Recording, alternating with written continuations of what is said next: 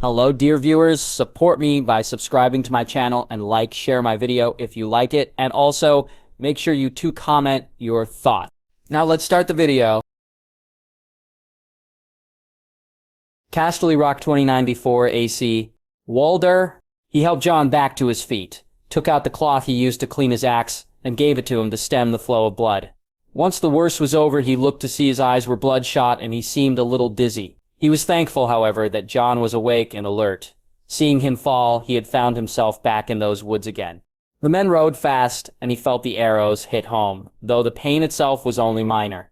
He looked to Jon, who was laying there unconscious. No, not unconscious. Was he warging?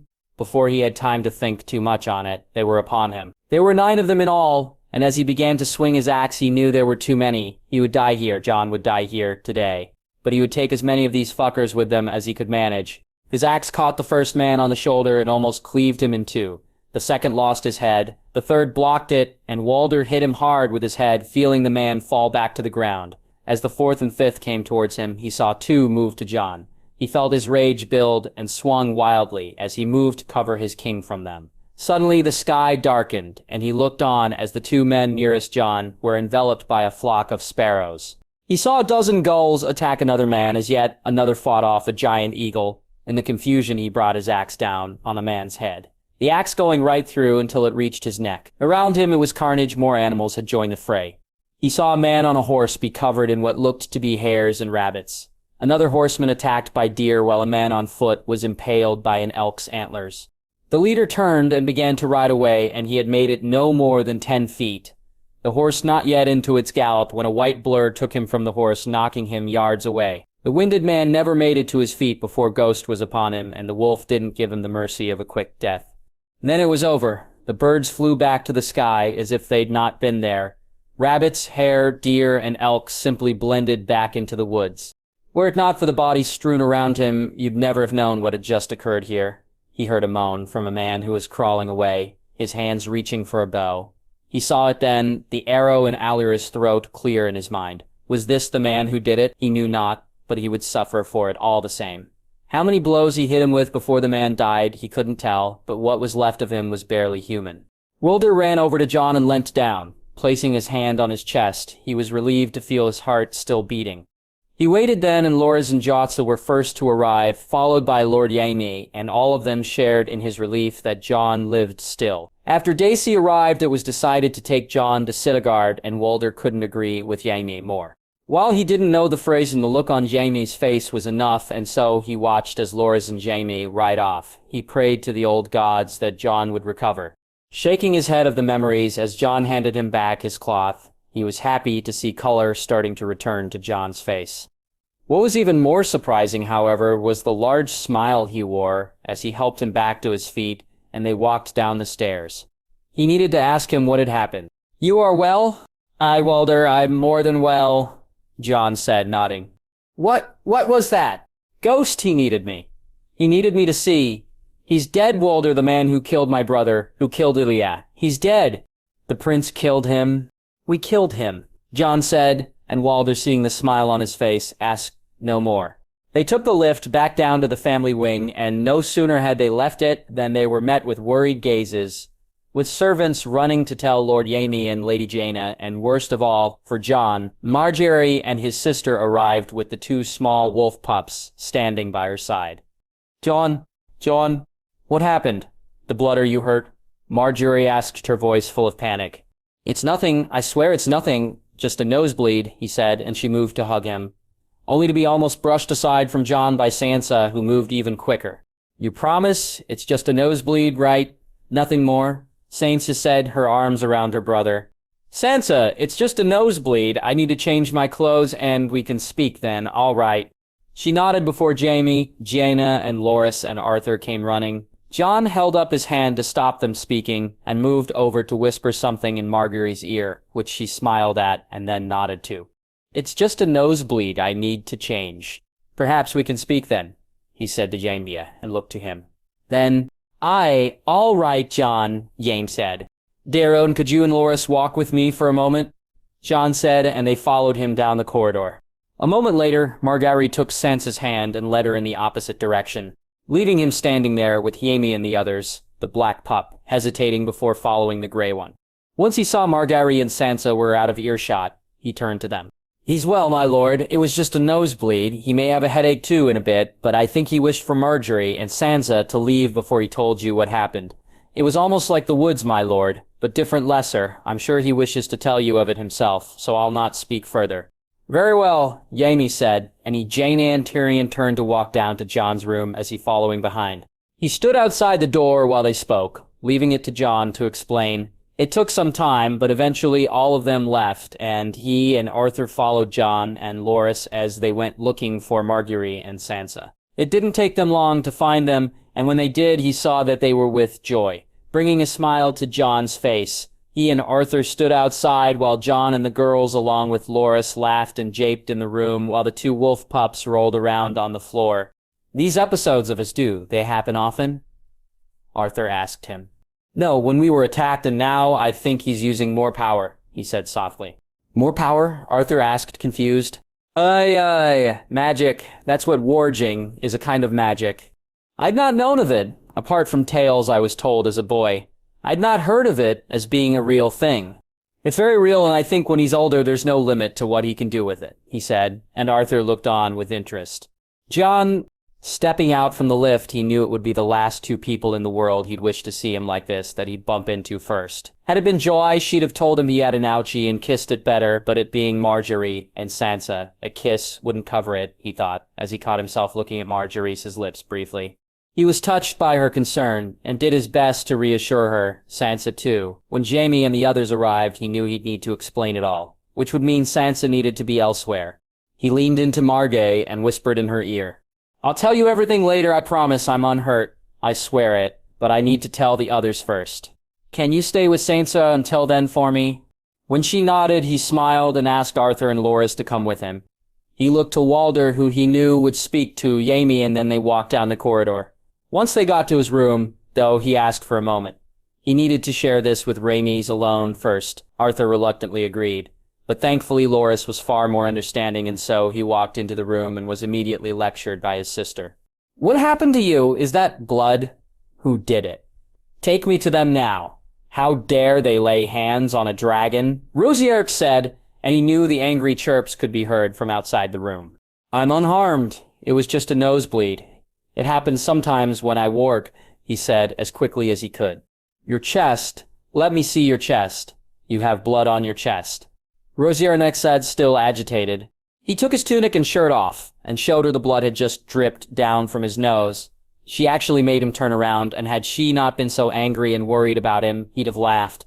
"See, I'm well, sister." "Good, now what do you mean? It happens when you warg. If this happens, then I forbid you to warg again," she said, and he reached over and picked her up before sitting on the bed. Holding the dragon in his hands, he stroked her neck while looking into her deep purple eyes. I had to. Oberyn needed me. He did it, sister. He killed him. He killed the mountain." Jon said, and fought back the tears as he looked at the sadness in her eyes. "Oberyn, he is well. His daughters?" she asked. "Aye, they are safe. They'll return soon. Your mother is avenged, Rhae. Egg is avenged. It's not enough to bring them back, but the monster who killed them died at our hands. Yours, mine, and Oberyn's." She didn't say a word, and he sat there silently, just looking at her for a few moments before she flew to her chest, and just lay quietly. He put on a clean shirt and walked to the door to let Arthur and Loras in. As he was doing so, Jaime, Jenna, and Tyrion arrived, and he looked at them with a small smile on his face, trying to show he was well. With them all in, he told them what happened. How Ghost had reached out to him. How he had warged into him and saw Oberyn about to fall. How he had known he'd not make it, and so had warged into the mountain. "How is that even possible?" Tyrion asked. "I don't know how, my lord. As for it being possible, I did it. I showed him visions of birds attacking at him, and of a blinding white light, and he dropped his sword. I warged back into Ghost as I saw Oberyn raise the sword." "So, you can warg into any of us?" Gianna asked, her voice full of fear, and it almost broke his heart that he was the cause of that. "No, it doesn't work like that. I couldn't control it," he said, and saw that made it worse. "No, not like that. My lady, I saw Oberyn was about to die. I was desperate and reached out, and that's what happened. I can't do it again. I don't think. But you don't know Jon? Tyrion asked. No, but I know I wouldn't. He stood up and took a knife and walked to Arthur. I could stab Arthur, my lord, but I wouldn't, would I? No, you wouldn't. Jaime said, and he was glad to see Jane nod. That's what this is like, I think. There are many things we can and can't do, but we hold back because of who we are.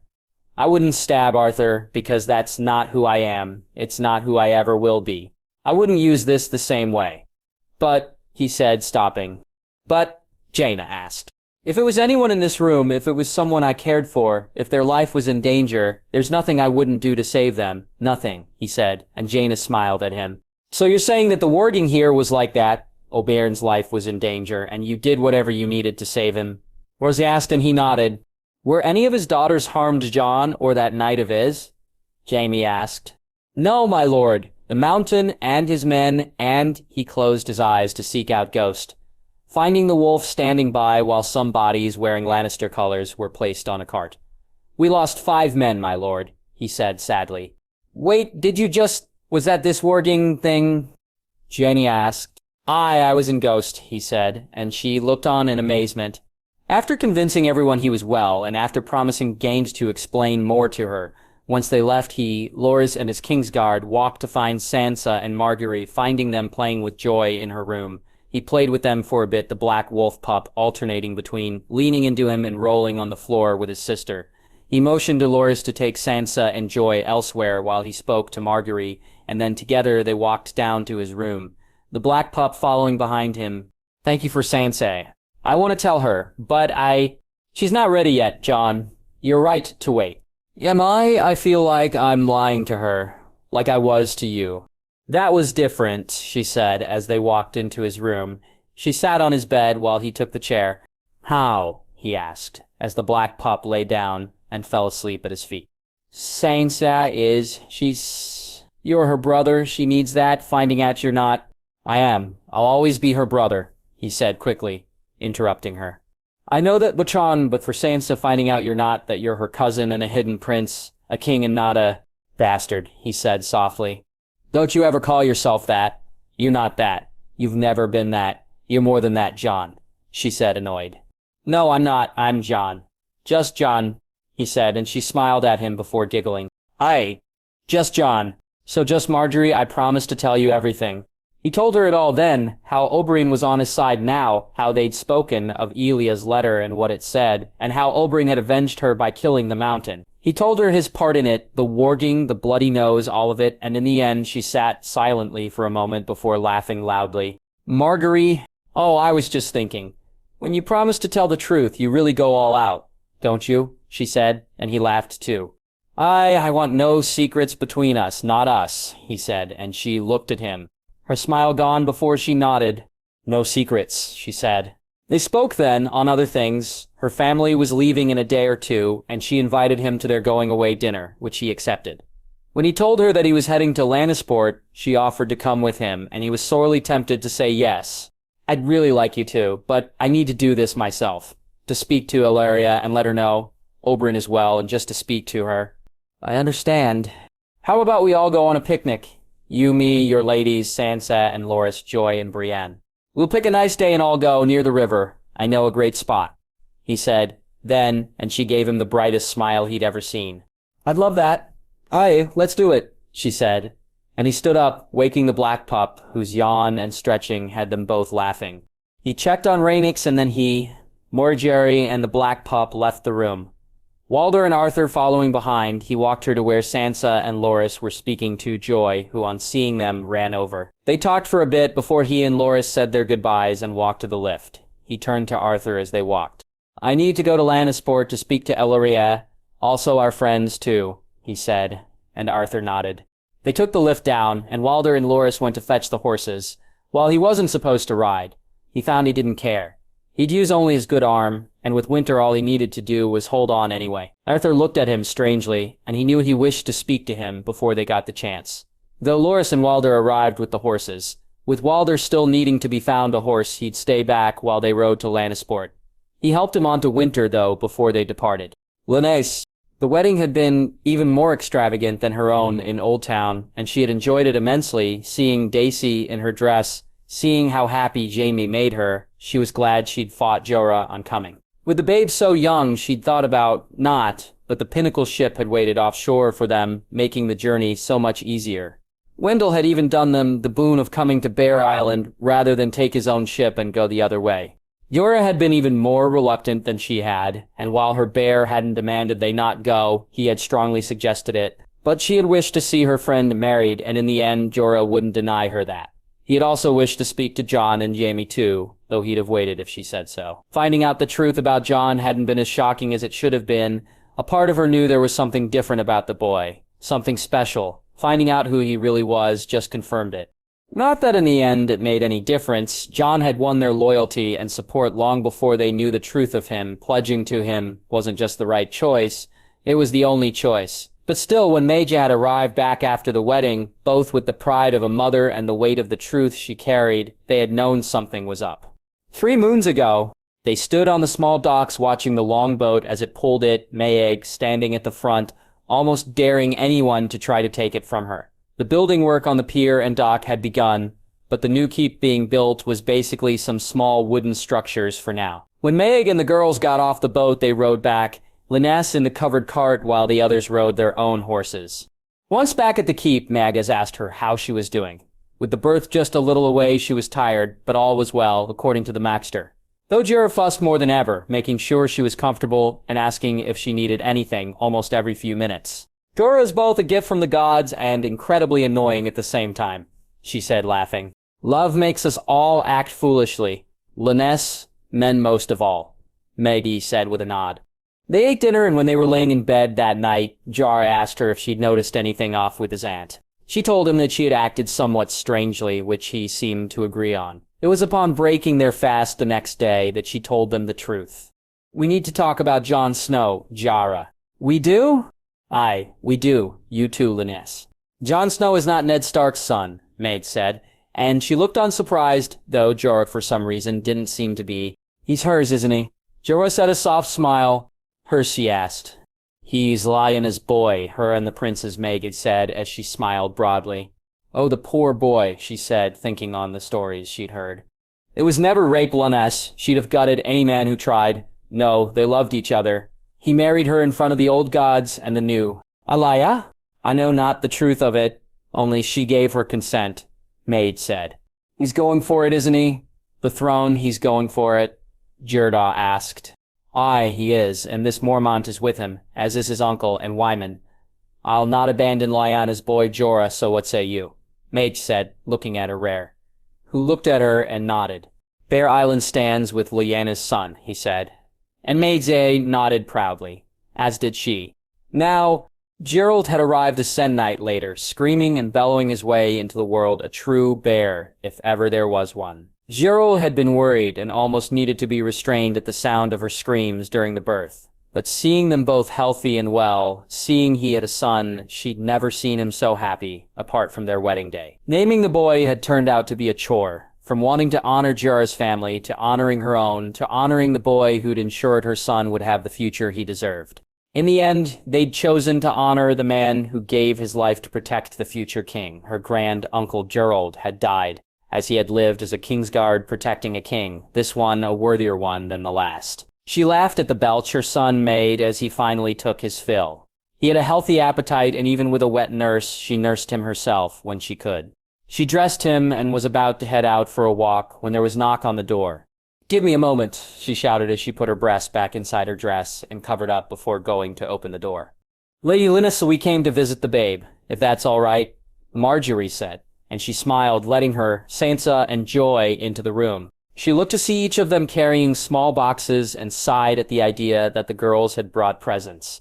Not that she wasn't appreciative, but Gerald was far too young and the girls should be spending coin on something else. But still, she put a smile on her face and took them from each of them. Marguerite had gotten her a small silver rattle with some kind of beads inside, and she thanked her as she shook it, making Gerald laugh. Joy surprised her as the present was a wooden teething ring in the shape of a bear. She looked at the girl, wondering how she had managed to pick out such a thing. Marguerite, this is beautiful. Thank you. This too, Joy, she said, holding the ring. Sansa had made her a beautiful cover to put over Gerald. It wasn't quite a blanket nor a shawl, but the designs were as intricate as the ones on her handkerchief. The girl was a natural with needle and thread. She placed it over Gerald and he immediately grabbed it and threw up a little, forcing Sansa to look on, horrified. He loves it, Sansa. He's just like a bear, marking his territory, she said, and saw the girl smile. He smells funny, Joy said, and she leaned in thinking he'd soiled himself, only to find he hadn't. That's how babes smell, Joy, she said. Not sure if the girl was being rude. It's nice. I wish I smelled like that, Joy said a moment later, and she laughed at the girl. You smell nice too, Joy, she said, getting a large smile from the girl. She watched as the girls cooed over her son, almost getting visions of the future. Thankfully, that was a long way away, and she had many years where she could enjoy watching her boy grow up. Daisy arrived an hour later, and the girls left her and Daisy to get caught up, even offering to take Geralt from her, though she refused. By the time Jorah had arrived, she looked to see most of the day gone, and she'd not left her room once. What was more, she had no intention to, sending him to grab their meals. That night she lay in bed, Jorah asleep beside her, Gerald in the makeshift crib. She thought back to the invitation to the tourney of Lannisport 5 years earlier. To the girl she had come looking for adventure, looking to perhaps have a night wear her favor and to harmlessly flirt. And now here she was, back here again, and that silly little girl was no more. She found she missed her not. Lannisport 2094 AC. Ilaria. Sleep was always hard to find when Oberyn didn't share her bed. Though those days were rare, the parting still left her raw. She found her appetites for pleasure left when he did, which meant her bed remained empty until he returned.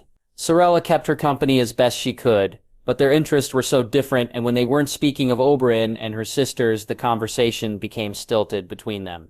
What made it worse was the girl worried just as much as she, each day without news, only making the fear intensify. But Oberyn always came back, always found a way. Many years earlier, they had been traveling through Essos when her love got bored, and when Oberyn was bored, there wasn't much he'd not do to relieve that boredom. They were in Meereen when he decided to take part in the fights in the fighting pits. At first, she had laughed, thinking they were just spars, when she had found out it was to the death, though she had worried. But as usual, he had laughed it off, and Oberyn's confidence, his sheer belief in himself, was as arousing to her as his looks. They had made love fiercely that night, and the next day she found herself looking on as he readied for his fight. He swallowed his wine, picked up and twirled his spear, and then she watched in horror as his opponent walked in. The beast, for he was clearly not a man, must have been 8 feet tall. He was firmly muscled, and the axe in his hand was almost as big as he was. "You're going to fight that?" she asked worriedly. "I'm going to kill that," he said, smiling. She smiled now as she remembered how he'd spun in the air, how he moved like a shadow on the sand, always just out of reach and always present. He had played with the man, tired him out, and in the end taken him down as if he was a dwarf and not a giant. She let that thought comfort her as she dressed. No matter the size of the man he faced, he was Oberyn Martell, and her love would prove the stronger. She was breaking her fast alone when Cyrilla came in, the girl carrying a book she had brought with her from Dorne. "Good morning, daughter." "Morning, Mama," Cyrilla said, and she smiled. It had taken a while for the girls to call her that, but now each of them, even Oabra, did. She was not trying to take the place of their own mothers, though all but Nymes were long since past. But she wanted them to know she was there for them. They could come to her and she would treat them as she would her own girls. They were Oberyn's daughters, making them hers too. After breaking their fast, they lounged around the house a bit before going to have a look at some of the stalls and merchants of the town. She found the wares not to her taste, but Cyrilla found a book on kings she bought, and so they ate lunch in a tavern and headed back to their residence. As they and their guards pulled up to the gate, she saw Jon Snow waiting with his guard who looked Dornish to her, and the young Tyrell boy. For the briefest moment, she felt her heart stop, her breath refused to come, before the boy turned and looked at her and smiled.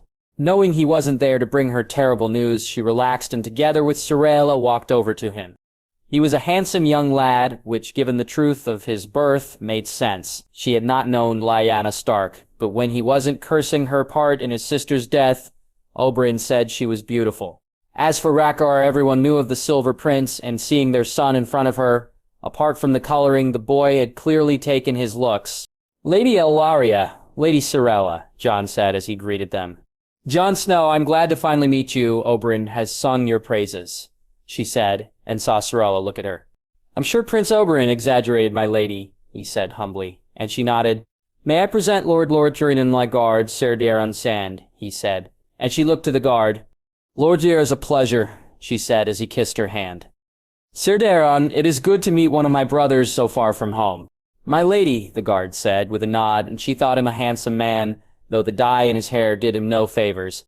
My lady, I was wondering if I could speak to you alone, Jon said before looking to Sorella. Perhaps Loras can show you some of the lesser-known book merchants, my lady. I'm sure there'd be something of interest to find.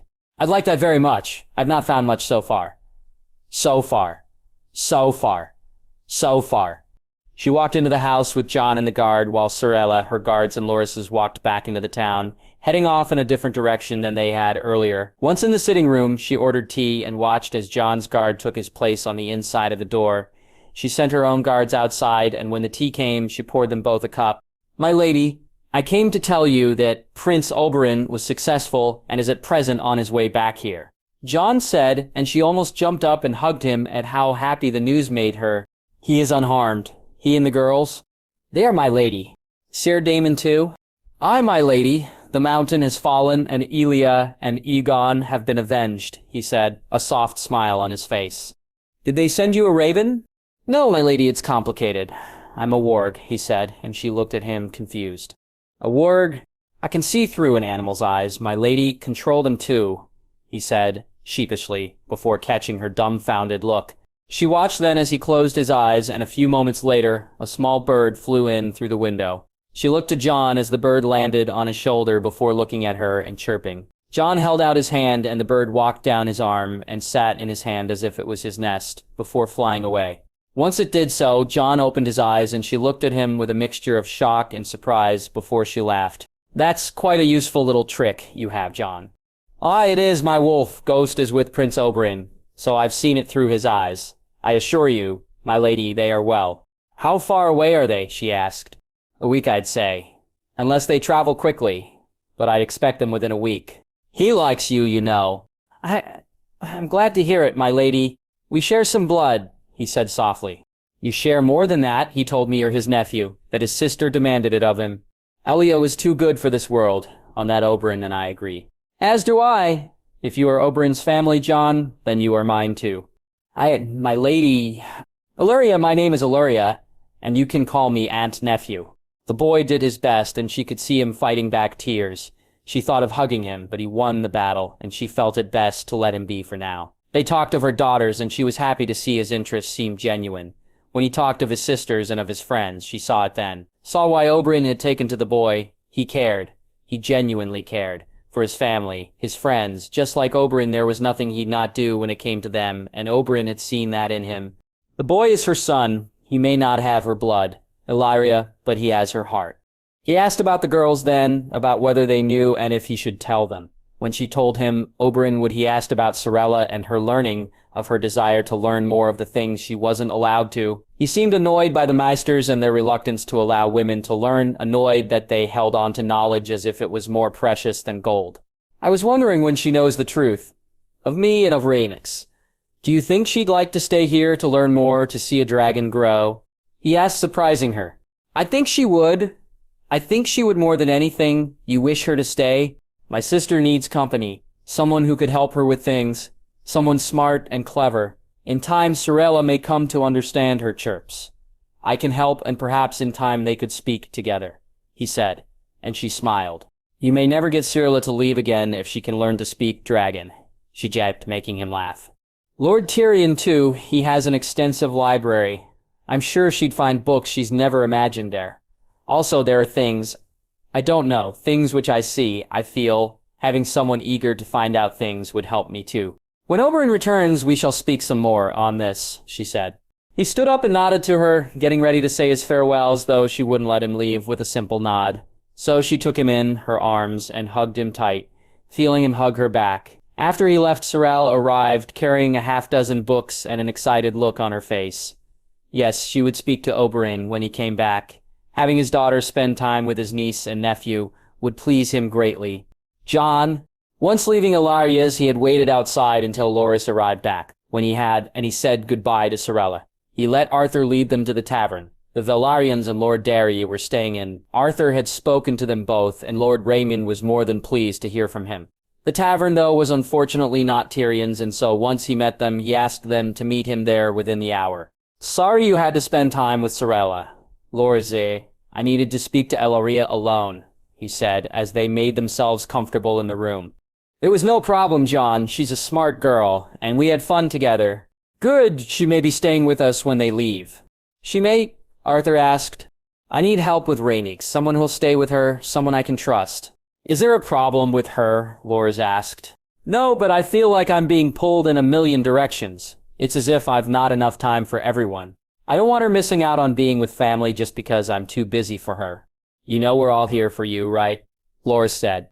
I know, I've no problem with it. It's just finding a balance, but even then, I want someone with her when I'm not, he said, smiling at Loras.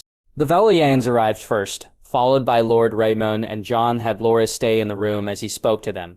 My lords, it's an honor to speak to you without pretense, Jon said, smiling. You too, your grace, Montfort said. Please, my lord, call me Jon. We can keep the titles for when I have a crown, he said, and both Montfort and Orre nodded.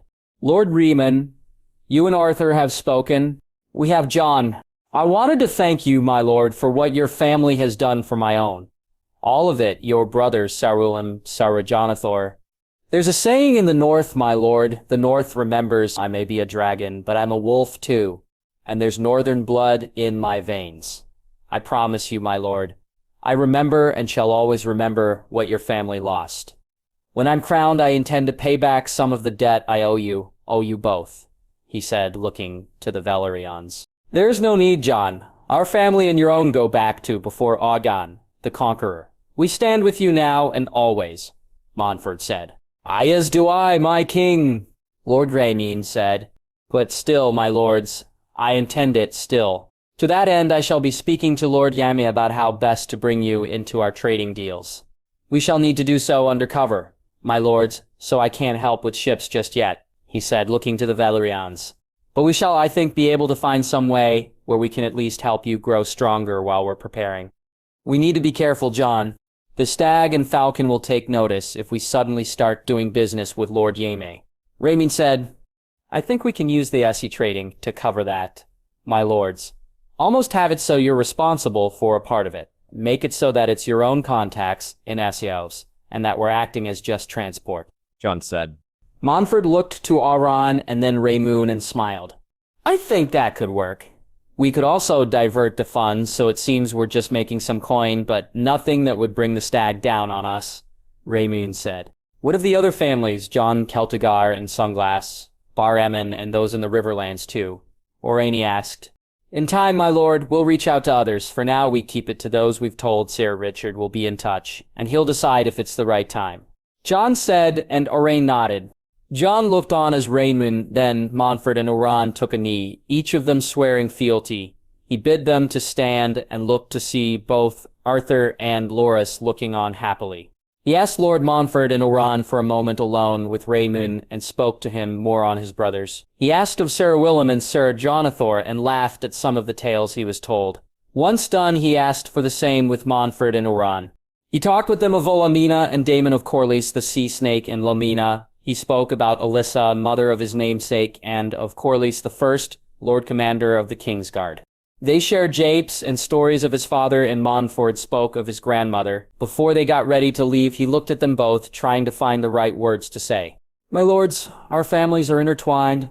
None share a history such as ours. I want you both to know I respect that history. My lords, I am honored and humbled by it. Your family has suffered far more than most because of your support of mine own. I cannot promise it won't suffer for a while longer, but I swear it to you here and now. I swear it on fire and blood that when I am King House Velaryon shall not be forgotten. He saw both men look at him and see how much he meant the words he'd just spoken.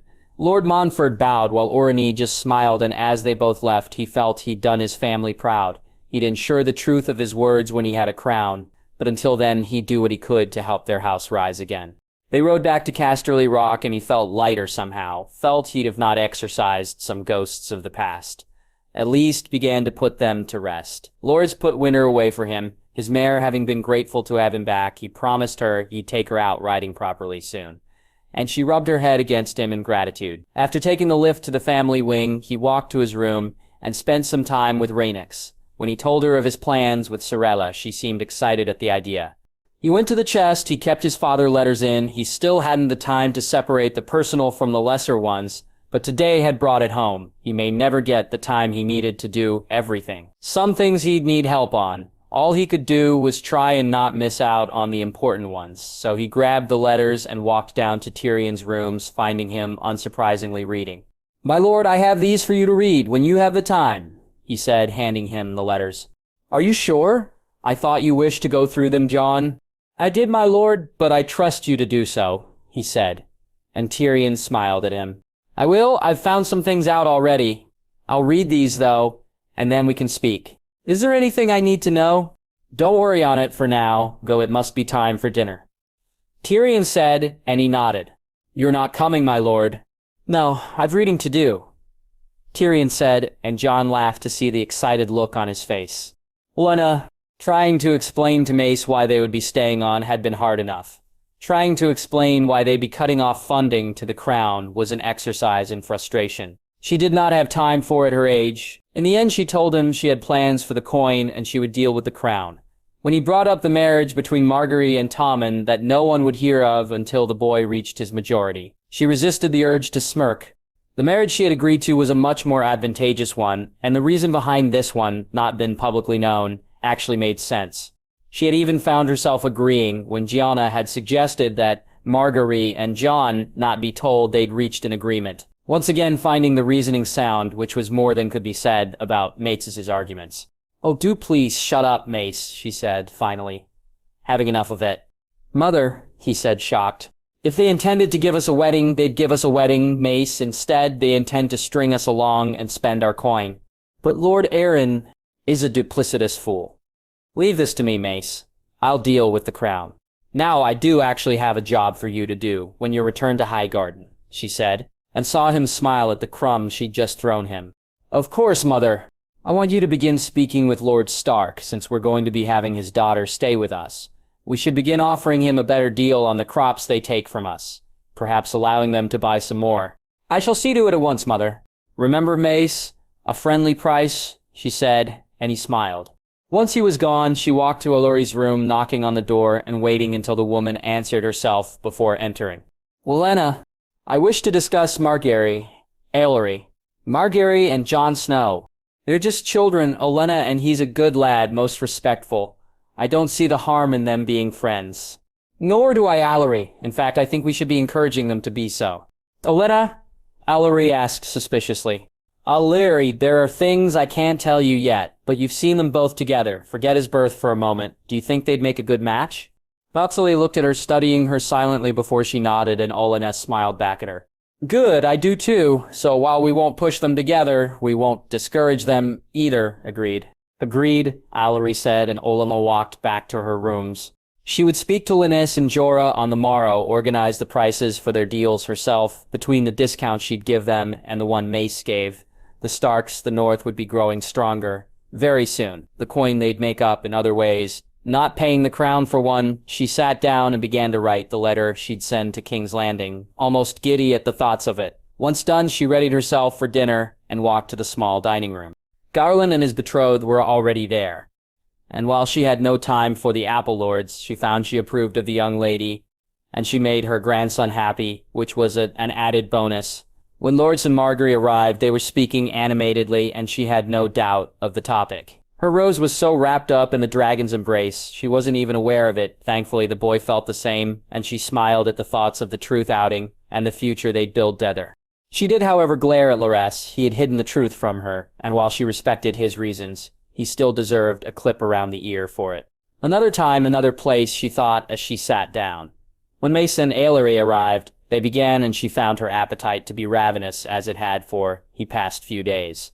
Her initial annoyance about being out of the loop had soon been replaced with excitement of what the truth meant to her family. Grandmother, is something wrong? Margaery asked. No, sweetling, how was your day?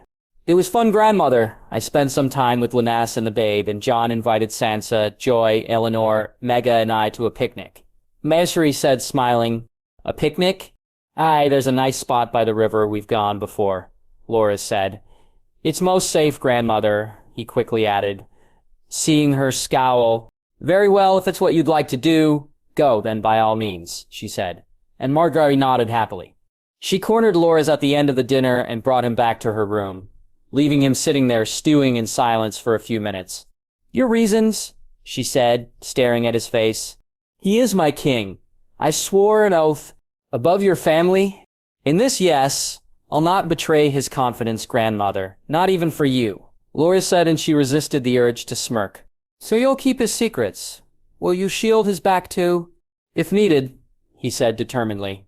Silly boy. Go, I'll speak to you later, she said, dismissively, and waited until he reached the door. Lorsiers, I'm very proud of you, she said. And on another day, she'd have slapped the stupid grin which made him look too much like Mace from his face. Sir Richard.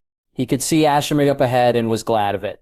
He had rode hard, and while he enjoyed sleeping outside, he found he missed nights in a warm room and a soft bed. Carrying the Lannister seal allowed him be treated far better than a normal traveler. He was given better rooms and food and drink. Simply because of it, as he rode up to the gates, he was surprised to see guards in a celebratory mood. He bid his greeting and was shown into the castle itself. Lord Daemon greeted him not long after his arrival and had him shown to a nice set of rooms where a warm bath was already waiting. He enjoyed it immensely, redressed, and walked to the hall for his meal once again. Finding people celebrating as he went to take an empty seat, he found to his surprise that Lord Daemon seemed eager for his company, so he took the seat. He was offered, and the lord began to speak. What brings you to Ashmark, sire? Sir Miles, my lord. Miles Dalt. You're a long way from Dorne, Sir Miles. I'm a hedge knight, sir. I'm a long way from anywhere, he said, and Daemon laughed. You come from the tourney? I did, fell far too fast, he said. And Daemon looked at him. You must have seen my son there, Adam. Sir Adam, he didn't compete, my lord. No, he was on more important business, Daemon said, and he heard some chuckles around him. If I may ask, my lord, has something happened? Everyone seems in a jovial mood. Nothing wrong with joviality, sir. Indeed, my lord, he said with a smile. But you're not wrong. The mountain has fallen. Gregor Clegane is dead, he said, and Richard held back the shout of joy he was about to make. He is. Who was brave enough to go up against that monster? My boy played his part. There were others also. He moved close to him. Heard the Red Viper took part somehow, he whispered. The prince? He is well? He asked, adding extra concern as befitted a Dornishman. He is seared, and your prince lives. Now come, since we both have something to drink on for now. Join us. The hangover he woke up with the next morning was more than worth it. He washed and dressed before breaking his fast, and then said his thanks and goodbyes to Lord Daemon. 2 days later, he passed the Golden Tooth, and another 2, he was in the Riverlands itself. It would take him another 3 days to reach Raventry Hall. Lord Tyleos was a tricky man to deal with, but if there was anyone who knew of bandits in the Riverlands, it would be him. It was time for Richard to step out of the shadows once more. Casterly Rock 2094 AC. Jon. She was teasing him relentlessly as he picked out his clothes. It was non-stop, and while it was humorous and done in fun, he was on the verge of losing it when she landed on his shirt. He looked at her, the equivalent of a dragon's grin on her face, and then she cocked her head, coughed. Ray, are you ill? Jane, something. I feel something, Rhaenyra said before coughing again. I'll get someone, Ray, he said, confused. No, Jay, I need you. I think I'm ready. Ready? For fire, Jay. I think I'm ready to breathe fire, she said, and he looked at her in awe. It was too soon. She should take another couple of moons based on what Tyrion had told him. Dracoris, he said, and then had to move quickly as his shirt was enveloped in flames. He grabbed the jug that was filled with water. He kept on his table and emptied it over the burning shirt. Looking at it and the chair he'd left it on, there was nothing left of it, and the chair's top had almost been burned away. He walked over to her and lifted her in his arms. Feeling her shaking a little, he could see the worry in her face and wondered why she felt that way. Rosier. I'm sorry, Jay. I couldn't control it, she said sadly. You will, though. Rosier, this is amazing. You shouldn't be able to do this yet, and certainly not a flame that big. We'll practice and you can cook your own food now too, he said happily, and thankfully she relaxed.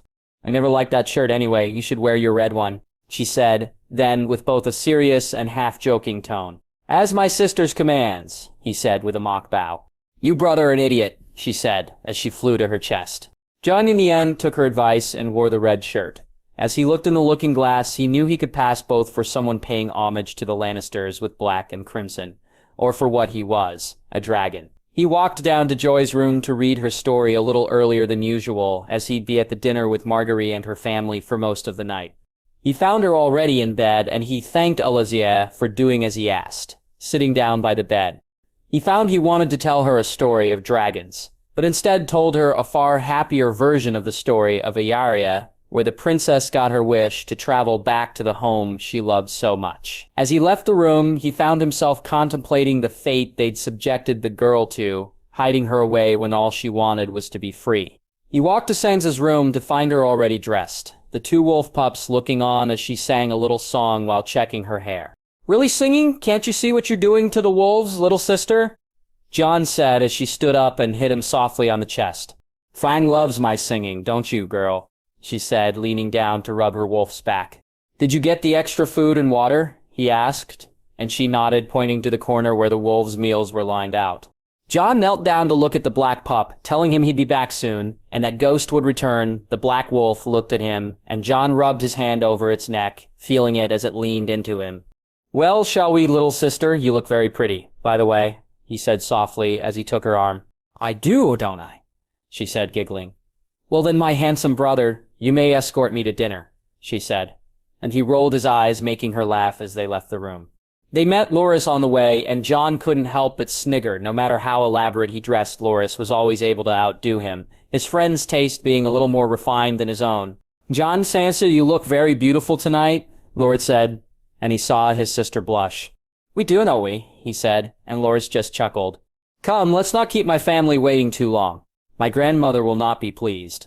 Lord said, and they took the lift to the guest wing. Lord Ziertz took them straight into the small room the Tyrells used for dining. Lord Mace and Lady Avery greeted them warmly, and he saw Lady Olenna smirk at his outfit. Marguerite was wearing a dress in her house colors and wore a red and black ribbon in her hair.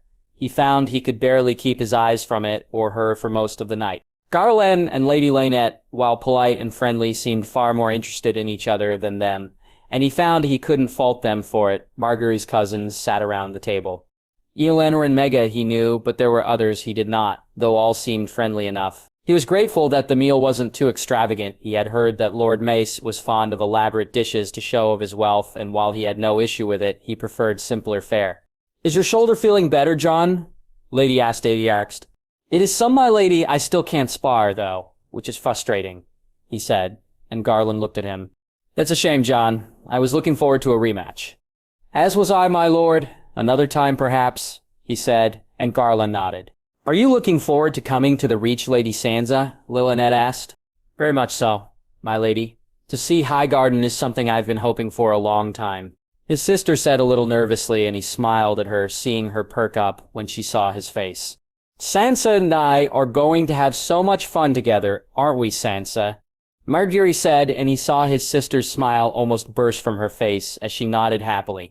Those ships of yours, Jon. Incredible things. I'd not thought such a thing possible until we sailed on them. Never have I had such a comfortable journey at sea, Mate said, smiling at him.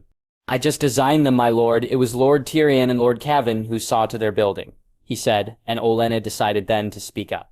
Indeed, though without the design they'd not have had the idea. I wonder what great idea you'll come up with next, Jon, she said, looking at him. No, Isley, Lord said, turning everyone's eyes to him. Ice? Marguerite asked, her eyebrow raised. Ice, tell them, Jon. Lord said, looking at him, and had he been nearer, he'd have kicked him under the table, giving the grin he was giving him. Jon, Marguerite asked. Ice. It can be used in drinks to keep them cool, or it can be used to allow food be stored for longer without going bad, and allow it to travel further. Wouldn't it just melt? Mace asked, looking at him. No, my lord. There are ways to keep it cool, ways to make it so you can transport and store it. We hope to begin the first stages of it in the next few moons, he said, and Marguerite's smile made him feel 10 feet tall. The rest of the dinner flew by. Sansa seemed to make new friends in Eleanor and Mega, both of them telling her of the balls held at High Garden and the last joust they were at, which was won by Sir Baelor, who was apparently the handsomest knight in the land. Loras told Garland he'd been doing some new training regimes, which then led to him being teased about losing to Brienne before Garland actually told him he had done very well in the tourney. Jon had tried his best not to be too obvious in talking to Marguerite. He'd been polite and spoken to everyone, but had probably spoken to her twice as much as the others combined. With dinner over with, he said his goodbyes and was surprised when he, Loras, and Sansa were left alone with Marguerite and her cousins. Garland had asked him where he should take Leonette before they left on the morrow, and Jon had suggested the second tower and told him how to get there, finding Marguerite look at him as he did so. Sansa and Loras were speaking to Eleanor, Mega, and the other girls who we found out were called Alla and Leona. "Did you have fun tonight? Just Marguerite?" he asked, and she smiled back at him. "I did, just Jon." "Oh, looks like we're about to have a song," she said, turning as Alla came back, in the room carrying a small wood harp.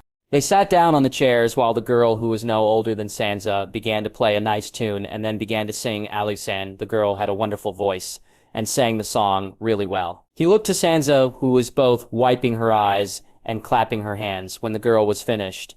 He joined in and watched as Aly blushed at the praise she got. "Jon, will you sing next, please, Jon?" Sansa said, looking to him.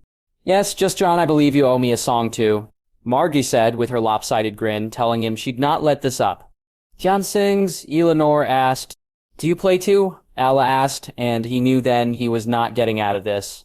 He nodded as he took the harp in his hand and wondered what song to play. Should he play one of the known ones, or one he'd found amongst his father's letters? In the end, he chose that one instead and began to play softly. "You'll remember me when the west wind moves. Upon the fields of barley, you'll forget the sun in his jealous sky. As we walk in fields of gold." So she took her love for to gaze a while upon the fields of barley. In his arms she fell as her hair came down. Among the fields of gold. "Will you stay with me? Will you be my love? Among the fields of barley. We'll forget the sun in his jealous sky. As we lie in fields of gold. See the west wind move like a lover so. Upon the fields of barley. Feel her body rise when you kiss her mouth. Among the fields of gold. I never made promises lightly, and there have been some that I've broken, but I swear in the days still left, we'll walk in fields of gold. We'll walk in fields of gold. Many years have passed since those summer days. Among the fields of barley. See the children run as the sun goes down. Among the fields of gold. You'll remember me when the west wind moves. Upon the fields of barley. You can tell the sun in his jealous sky.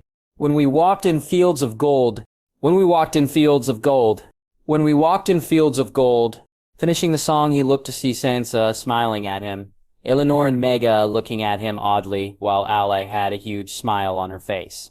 Loras just nodded to him, and then he looked to see Marguerite, wiping a small tear before smiling beamingly at him. "That was wonderful, Jon. Did you write that? I've not heard that before," Alla said, and Jon just replied that it was an old song he'd come across. After saying goodbye to the girls and after promising Alla that when he came to High Garden they'd sing together, Lorgiax, Sansa, Marjorie, and he walked the lift. Before they got there, Marjorie whispered to him to speak to her for a moment, and so he looked to Lorgiax, who walked on ahead. "That song was beautiful, Jon. Where did you learn it?" "I found it among my father's things. I think he wrote it for my mother," he said, and she smiled at him. "Thank you for singing it for me," she said, and he noticed her blush a little. "I promised you, didn't I, just Marguerite?" he said, smiling at her. "You did, just Jon," she said as they turned to walk to the others.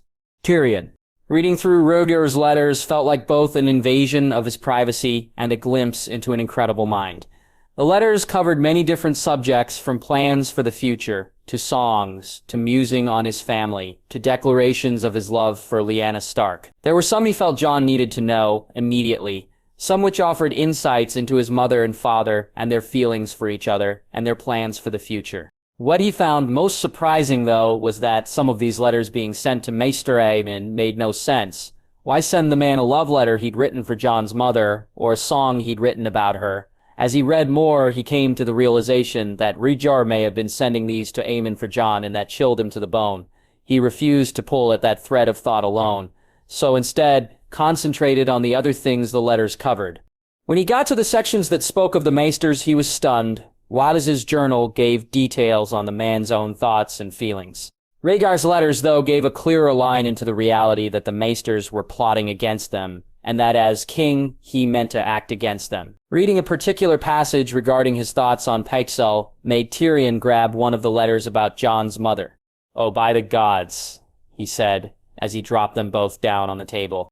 He turned and almost fell over when he saw him there, the black cat staring at him. Ever since the dragon had been born and the wolves arrived to carry and hadn't bothered him, he'd barely bothered anyone, to be more precise, other than the incident with Oberyn. Seeing him there, Tyrion wondered what brought him back, but was then surprised when the cat walked to him and licked his hand.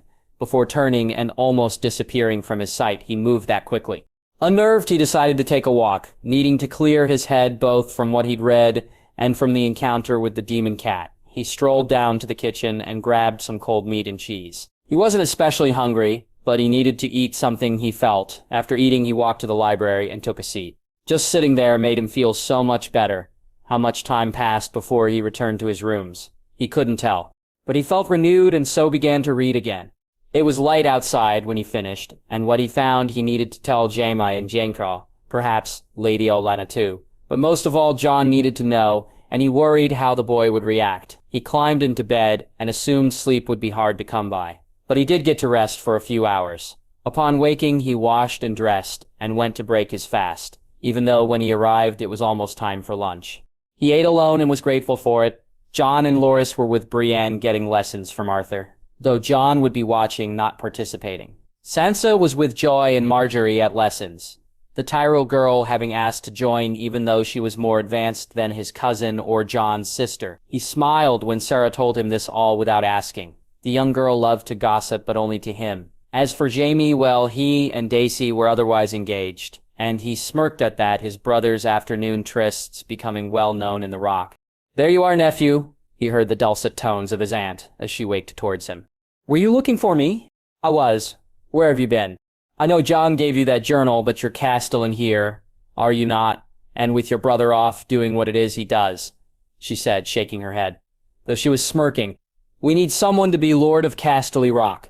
"I'm sorry, Aunt, the book, the journal, we need to speak on it, all of us," he said, and she looked at him, the rebuke she had on the tip of her tongue gone for now.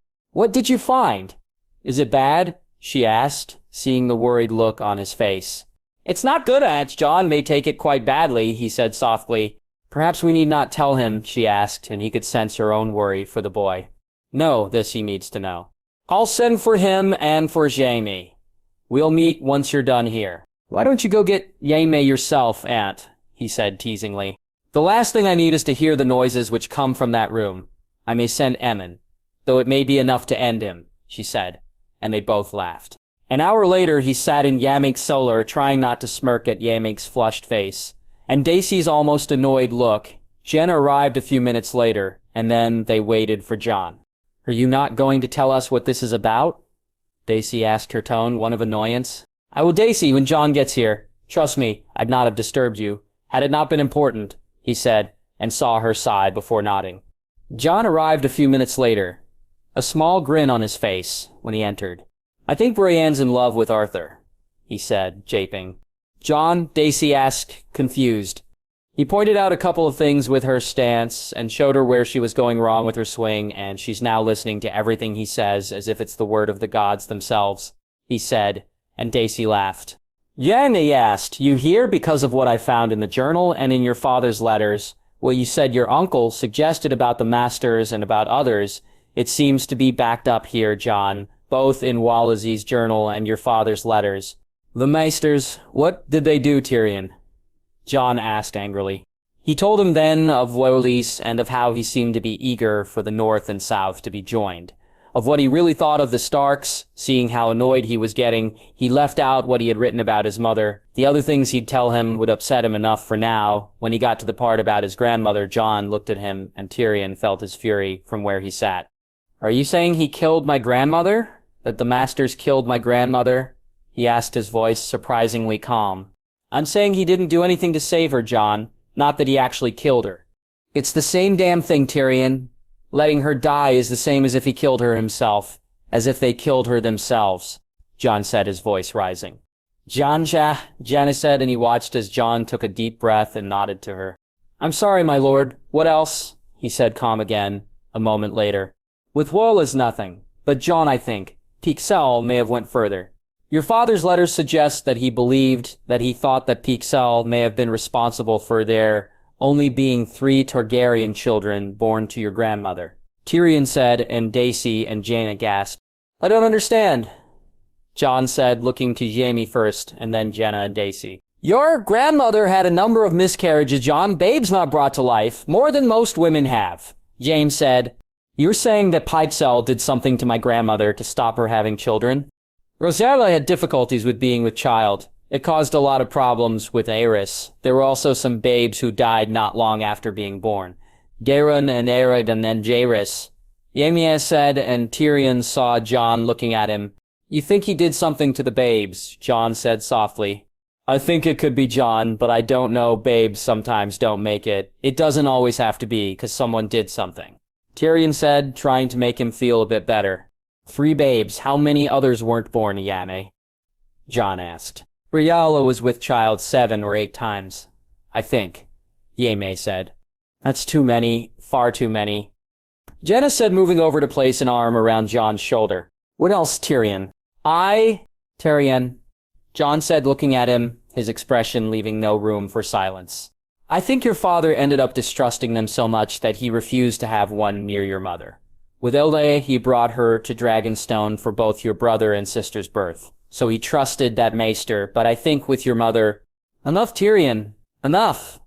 Jaina said loudly, feeling Jon slumping against her. We'll talk about this later, Jon. Jon, come with me, she said, far more softly to Jon before leaving the room with him. I felt he needed to know, Tyrion said once they were gone, his voice dejected. You were right, he did, Jon's resilient Tyrion. It's better he knows of this now than in pieces later. What else did you find? There's more, isn't there? Jaime said, and he nodded. Rhaegar knew of the plots against him. Jon Arryn, Hoster Tully were both involved, though I think it was Jon Arryn who was the architect. Father was almost involved too, but you ruined that. I did. How? Lysa Tully, had you been married to her, it would have been all of us against them as it was. It didn't matter, since Father sat the rebellion out. Wait, let me get this right. You're saying the Maesters, Jon Arryn, Hoster Tully, they were all in on it together, all of them against the Targaryens? Daisy asked disbelievingly. Yes and no. The Maesters wanted rid of the Targaryens, but I don't think for the same reasons Jon Arryn and Hoster did. I think they worked to the same goals, but for different reasons. Tyrion said. They worked together, though? Jaime asked. I don't know. I don't think so. I think if they did, then they did so unknowingly. 2 separate groups, both aiming for the same thing. Which was? Daisy asked. The fall of dragons. Jaina. She walked with Jon to his room. She could see he was torn between screaming and ranting and raving or breaking down in tears, and whichever he chose, she'd be there for him. They were just at the door when Walder came walking towards them, the black wolf pup running ahead of him. She looked to see the worried expression on his face, but Jon just nodded at him and Walder relaxed. Jon moved free from her arm around his shoulder and stepped in front of her. Upon seeing him, the black wolf slowed, and she marveled at how quick it did so. She watched as Jon rubbed his hand on the wolf's back and then knelt down and hugged the wolf before stepping back up and opening his door. He looked to her and smiled, and she walked inside with him, taking it as an invitation to do so. She was met with chirping from the dragon, and then Jon reached over to take it in his arms. He sat down on the bed, the black pup waking beside Jon before laying down in front of him, and he motioned for her to sit beside him, which she did. Rhaegar, what you hear? Please don't react to it. We'll speak on it later. I promise. Jon said, and the dragon chirped back before flying to the table to stare at them both. Jon? She asked, waiting for him to speak. We need to make sure that all the masters are checked. We have to be certain about them. I think I have a way to know about Caraxlin, but we need to be sure. They're too important to how we do things. We need to stop that. We need them to be less important until we know they can be trusted. Jon, once we know who they are, we can deal with them. I don't know if we can wait until I'm king. I think we need to deal with them before then. I need to speak to Richard. We need to get someone into the Citadel. Find someone there we can trust. Jon, Pyxell for sure is one of them. I think Luwin is on our side. He's different. This master at Dragonstone, the one who birthed Rack and Egg him too. We should try and contact him. He may be able to help. Jon, she said, and he looked at her before he broke down and cried as she took him in her arms. Why, Jenna? Why would they? My grandmother, was she so terrible? Just because she wished for her sons and daughter to be raised in the north. My other grandmother, her children, my uncles, my aunts, my family. Why do they hate us so? He said as he sobbed. They are small petty men, Jon, and we will make sure they pay. I swear it, we will. She held him as the dragon watched before she began to chirp loudly. Jon moved from her and walked over to the dragon. Fire and blood, he said determinedly. To Rhaenix, and she chirped again almost in the same tone. Jenna thought. He turned back to her and then walked over, putting his arms around her and holding her tight. She found herself brushing his hair softly with her fingers, just as she did with Walder or Tyon when they were upset. Thank you, he said softly. For what? For not leaving me alone with this. Your family, Jon. You'll never be alone again, she said, and he smiled. She stayed with him a few more minutes until there was a knock on the door, and she got up to open it, seeing Lady Margaery there. Inviting the girl inside, she looked to Jon, who nodded to her, and then turned to walk back to Jaime's Solar, stopping to talk to Walder first. Don't let him leave alone, she said, turning to Walder. I won't, my lady. Where's Jorah's? He's training with Arthur. I'll send someone for them both. I want you all around him tonight, understand? Aye, my lady. She nodded and walked down to Jaime Solar, entering to see Tyrion still speaking to Jaime and Daisy. How is he? Tyrion asked. Better for now. We need to stop telling him things like that. It's too much, Tyrion. Jaime, he's still a boy. We can't hit him with revelations like that, she said, looking at both her nephews. He needed to know, Aunt, Jaime said, defending his brother. I did, but maybe we need to know first. Maybe we need to discuss how we're going to tell him things. Right now he's down there thinking the world hates him, hates who he is, what he is. They hate him so bad, they conspired to kill off his family. Have you any idea how that feels? She said, looking to them both, while Daisy nodded in agreement. No, Tyrion said. Exactly. So from now on, we discuss it first. I'm not against him knowing just how it's done. Now tell me the rest of it. What she heard made her furious. Jon was right. They needed to get to the bottom of this, and soon. This couldn't be allowed to continue. It was far too dangerous. Should anyone find out about Jon, they wouldn't even see them coming. When are Jaren and Oberyn back? Oberyn will be back in a day or two. Tyrion is staying on in Castamere. Why? Jaime asked. They need to be told about this. Olenna too. But I'll handle that. We need to plan this out, all of us, and Jon especially. He needs to be the one to decide, she said. And Jaime and Tyrion nodded in agreement. What about Craelyn? Jaime asked. Jon said he may be able to find out about him. Until he does, we send nothing through him. If any of us are unwell, we get second and third opinions, she said. And they agreed. She turned to head out to speak to Olenna. No one knew Retribution as well as she, and right now she felt in dire need of a rant about what would be done to those gray rats. Oberyn. Traveling back to Lannisport was a much different experience to traveling from it. He had been excited, eager, almost desperate to finally get his hands on the mountain, to finally avenge Elia. But since he'd killed him, he'd been in a far more quiet and contemplative mood. He had almost lost everything in one moment. As he looked to his daughters, the thoughts, not only that he would have left them without a father, that he have left Elia and their girls alone, filled his mind, but the thoughts were far worse than that. He'd have left them alone, at the mercy of the mountain. He knew what saved him. He saw it in the mountain's eyes when he raised the sword. Saw it briefly in the White Wolf's eyes as he looked at him. How they boy had done it, he did not know. That he was a warg was surprising enough. But being able to warg a man he'd not heard of such a thing, even during his time at the Citadel. He looked to the White Wolf who was watching them silently. A dire wolf alone was an incredible sight. But even among dire wolves there was something about Ghost that marked him different. Father, Titien said, carrying him over some cooked meat. I thank you, daughter, he said, taking the plate. You are not celebrating, father. I find I've no appetite for it. Tyon, go get your sisters, and Daemon, we must talk. Send the guards away, he said, and she jumped up to fetch her sisters. He looked to the wolf, who seemed to understand, and he watched it as it moved to stand halfway between him and their guards, almost creating a barrier of some sorts. Tyen arrived back with her sisters, and Daemon, a moment later. He was glad to see they were happy at least. Since the mountain's fall, they'd been in an almost constant state of joy. Waiting until they all sat down, he chewed the meat and took a swallow of the wine Jurian had given them when they left Castamere, the Lannister lion having been pleased to see them return safe and well. "There are things I need to tell you, things which may seem strange, but I need you to listen and understand," he said, and his daughters nodded. "Daemon, as you say, my prince." He told them then of Jon and Rhaenys, of how he knew she was his niece, of how Elia had named the boy her son. He told them of the White Wolf and why he'd been sent with him, of how it was Jon who saved his life after he slipped. He could see the confusion and disbelief in their faces, and he sighed and awaited their questions. "Father, these things you say, they can't be true. A dragon, I don't doubt you've seen one, but how could it be Rhaenys? How could you know it? Not some trick?" Naomi asked. "I stood in the room while she and Jon spoke, while she told him something about a time I spent on Dragonstone, a tale I've told no one he knew of it. Told it as if he had been there, as if she had been there. Sorcery? Some black magic, perhaps?" Obara said.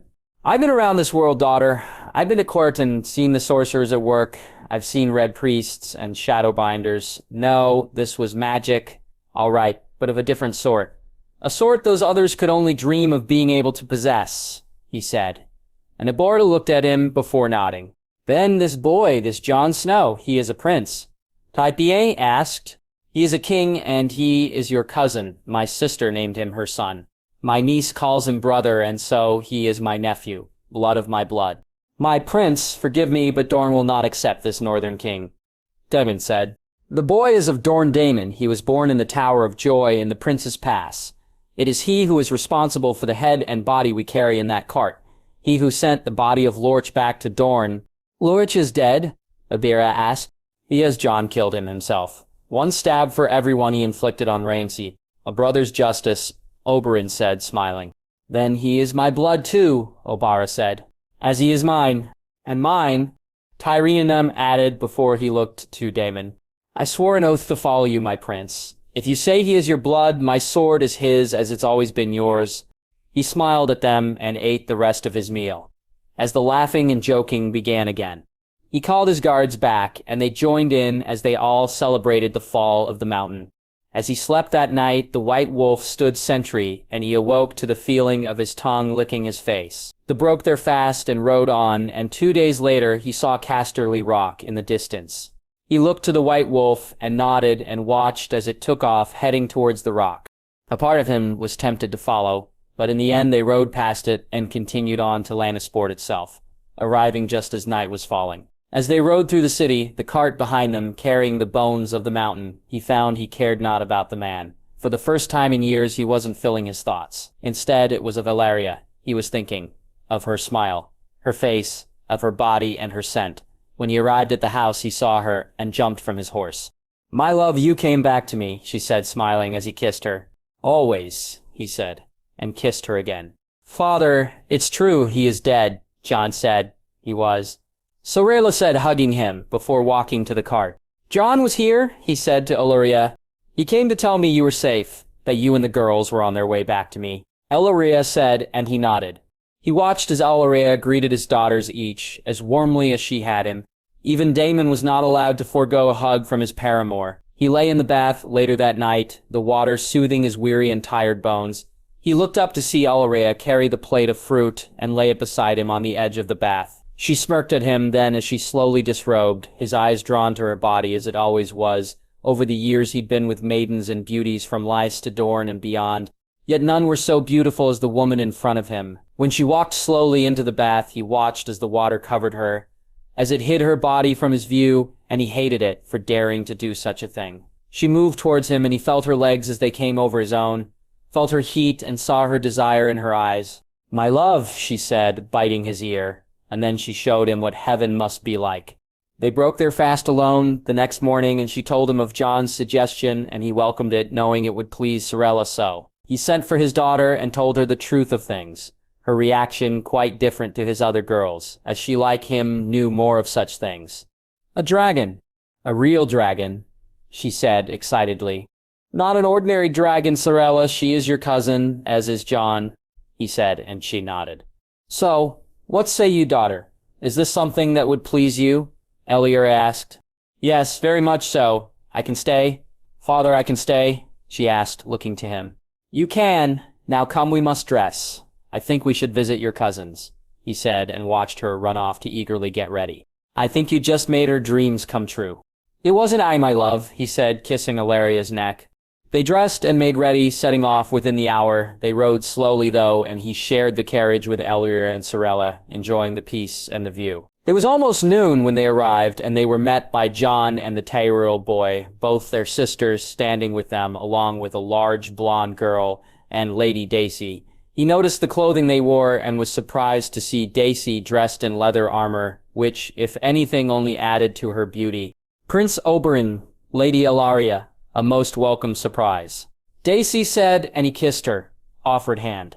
My lady, it is good to see you, he said, and Illyria spoke to her as he moved to Jon. My prince, it's as good to see you, well, Jon said, and he smiled, noticing the white wolf with 2 pups in the background. You too, Jon, perhaps we could speak, he asked, and Jon nodded. He turned to see his daughters talking to Lady Daisy and the large blonde, excited looks on their faces, before he had a chance to see why. Sorella came beside him. May I join you when you speak together? She asked, and he looked to Jon, who nodded. Of course, my lady. We'd be honored, Jon said. My love, it seems we've just interrupted some sparring which the girls have asked to take part in. Perhaps you can delay your talk for now, Illyria said. I think that's an excellent idea, Jon. As you say, my prince. He watched as Jon walked to speak to a tall guard who nodded and then walked away. An even larger one coming to speak to Jon and stay then. This is the giant he'd seen before, and up close he was even more impressive. The large double axe on his shoulders, a deadly deterrent to those who wished his nephew harm. They took the lift to the main floors and were led to a courtyard where weapons and armor were laid out. He watched as the blonde girl led his daughters over to the racks, as the Tyrell boy then showed them some more. It was a few moments later that Lord Jaime arrived along with his brother, and Oberyn nodded to them before going to stand with the dwarf. It's good to see you, my prince. You too, Lord Tyrion. Lord Jaime, he said, nodding to the taller man. It seems your daughters wish for a spar, my prince. My lady wife seems most eager to accommodate, Jaime said with a smirk. I look forward to seeing it, he said, as a servant arrived with wine. He looked to see Lady Jaina and the young blonde girl. Joy arrived Balerion, following in her footsteps as she ran to Jon and Lady Margaery. 2 young blonde boys arrived a second later. By the time the spars were about to start, even the Queen of Thorns and Lady Daisy's cousin and wife and babe had arrived. He watched surprised as the woman spoke happily with Illyria. As Sorella spoke with Jon and his sister and Lady Margaery. Turning, he saw his daughters ready themselves, saw Daisy grab a blunted mace, and he grimaced. His daughters may learn a painful lesson here today. Daisy, Jaime was right about one thing. Jon was resilient, for some reason after he dealt with the revelations that Tyrion had dropped on him. He had bounced back far quicker than she could have imagined. She had seen him laughing with Margaery and Sansa, playing with Joy, and now sparring with Loras and Brienne. Though he was absolutely terrible at it, his left hand simply not able to do what his right could. Were it not for both his quickness and the unwillingness of either of his opponents to hit his injured shoulder, Jon would have been defeated in moments. As it was, it took only slightly longer. The one time he managed to get a win was surprisingly using a spear, something Arthur suggested. Though he paid for it in the next fight, and had Brienne seen the looks she got from Margaery and Sansa when she caught Jon's hand, she'd have ended up spending even more time in her room than she already did. Well done, Jon said with a smile and bowed out, letting Loras spar with Brienne while he spoke briefly with Arthur before he was fussed over by his sister and Margaery. She watched as Brienne and Loras shared wins. Loras edging her in the end. The girl only seemed to be happy during these times. Still settling in, she had spent most of the first few days with her father, or Jaime, until she had decided to take her aside and speak to her. Lady Daisy, I'm sorry I thought no one was here, Brienne said, sitting in the library. Please, it's Daisy, she said with a smile. Brienne, the girl said shyly back.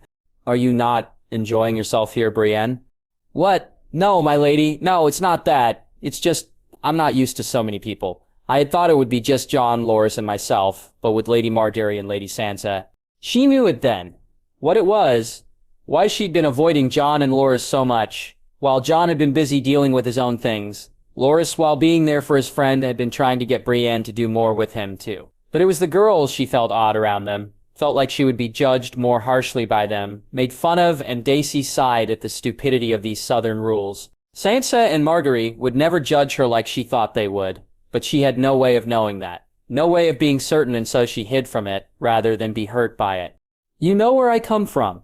A woman is taught to fight alongside the men. From an early age I learned how to use a sword, or an axe, or wield a mace, she said, smiling, as the girl looked at her.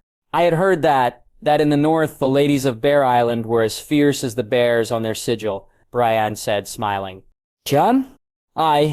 You should spend more time with them, with Jon and Loras, with Sansa and Margaery. They're not how you think they are, she said, looking her in the eye. I know how strange it can be, how hard it can be, coming to a new place. But I assure you, Brienne, spend time with them, and you'll enjoy your time here more, she said, and the girl nodded as she walked away.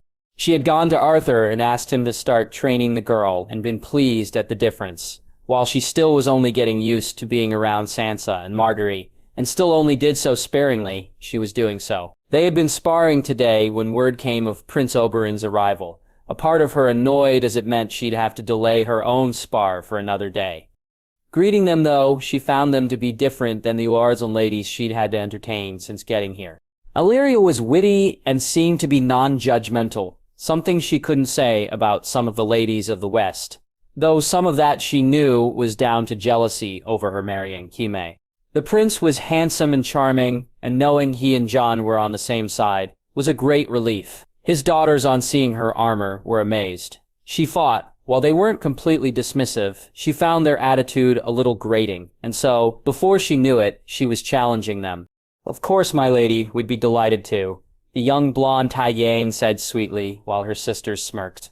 They took the lift, and she had Loras and Brienne show them to the armor and weapons. By the time they came back ready to start, it seemed word had spread. Jaime, Tyrion, Jenna, the children, half the Rock had come out to watch. She took her blunted mace and looked to see who she'd face. The oldest Oberyn standing facing her with a spear. When you're ready, my lady, Oberyn said arrogantly. Daisy moved quick and saw the shocked look on the girl's face as she dodged her mace.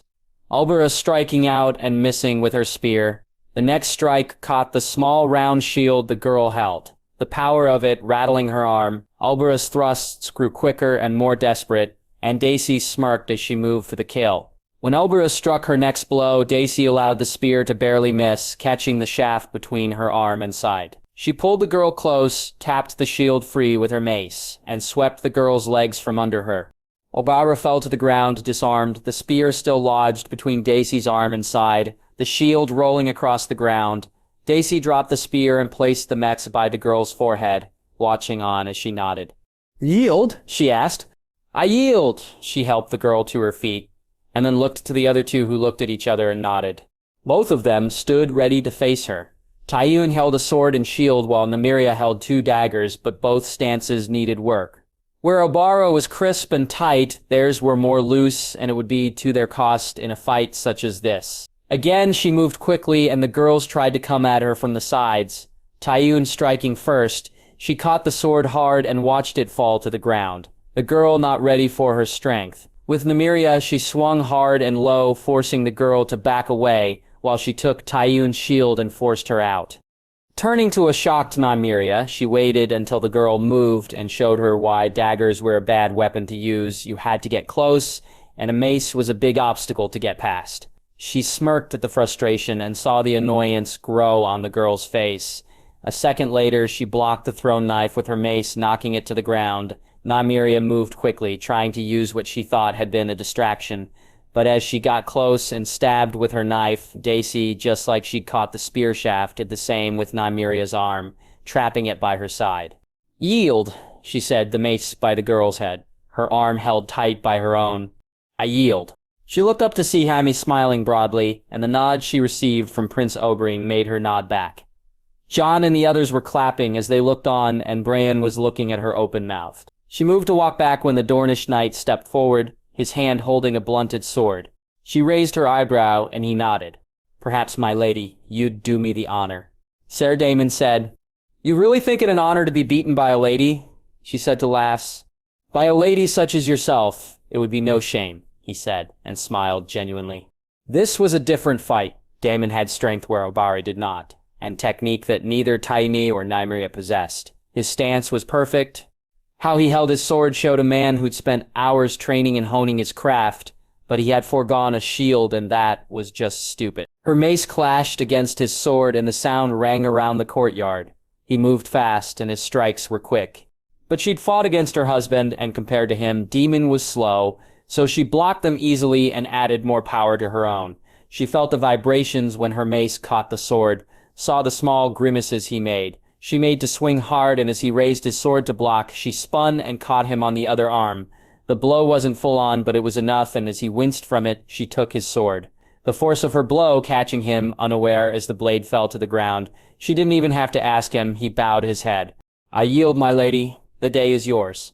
She smiled at the cheers from those watching and placed her mace back on the rack as they began to walk inside. She saw Jon walk with Prince Oberyn, and one of his daughters saw Brienne talk to the others. Jonna took Margaery, Joy, and Sansa inside, and Jorah and Lynesse walked with Ellaria, who was playing with Gerald. As she turned, she saw Jaime walk down towards her, a large smile on his face, and a devilish look in his eyes. "You were amazing, my love," he said, kissing her. "Aren't I always?" she japed. "Ah, you are. Now I think I should take you back to our rooms and soothe your weary bones," he said, as he looked at her. "My bones are well enough. Thank you very much. Besides, we have guests." "Well, the guests are being entertained, and if your bones don't need soothing, perhaps I can find some way to reward you for your victory," he said softly, as he nibbled on her ear. Fine, then I'll let you reward me," she said, and he almost grabbed her to drag her inside, her laughter ringing around the courtyard. Asher, she had thrown up twice on this journey, whether it was from the sea or from nerves she couldn't tell. But the closer they got to lame sport, the more her heart raced. Oberyn was there, with his paramour and daughters, and that alone should give her pause, to see Ilya's brother again after so long. But it was the thought of seeing Lyanna's son and what that would mean which was causing her concern. Not only because of the things she'd seen in the visions, but because of how he may welcome Cregan. Would it be friendly? Would he bear her son ill will? Would he send them away? Arthur's letter suggested not, but still she worried. She knew what the truth of her son may bring, what problems it may cause. She wanted no part in a succession of the North, had no desires for Winterfell or anything the Starks owned. It was never Brandon's wish to be Lord, never his desire to be Warden of the North, and had the worst not happened, then Eddard would have been named over him anyway. "Mother, we can see it in the distance," Cregan said excitedly as he walked into her cabin. "Can we indeed? I expect you want me to come watch it with you as we dock then?" she said with a smile. "I do. Come, Mother, please," he said as he turned to walk back to the deck. She got up and followed, and saw him standing there, Lady Melisandre and her 2 guards almost as excited as he was. She nodded to the woman who smiled at her and took Cregan's hand as Lannisport came into view. The city was larger than she expected, and as she looked to the docks, she was amazed at the ships that were there. They made her own seem like a small rowing boat in comparison. Even Melisandre looked at them with awe. "Mother, look at those," Cregan said, pointing them out. "They're incredible, are they not, son?" she said, and he nodded in agreement.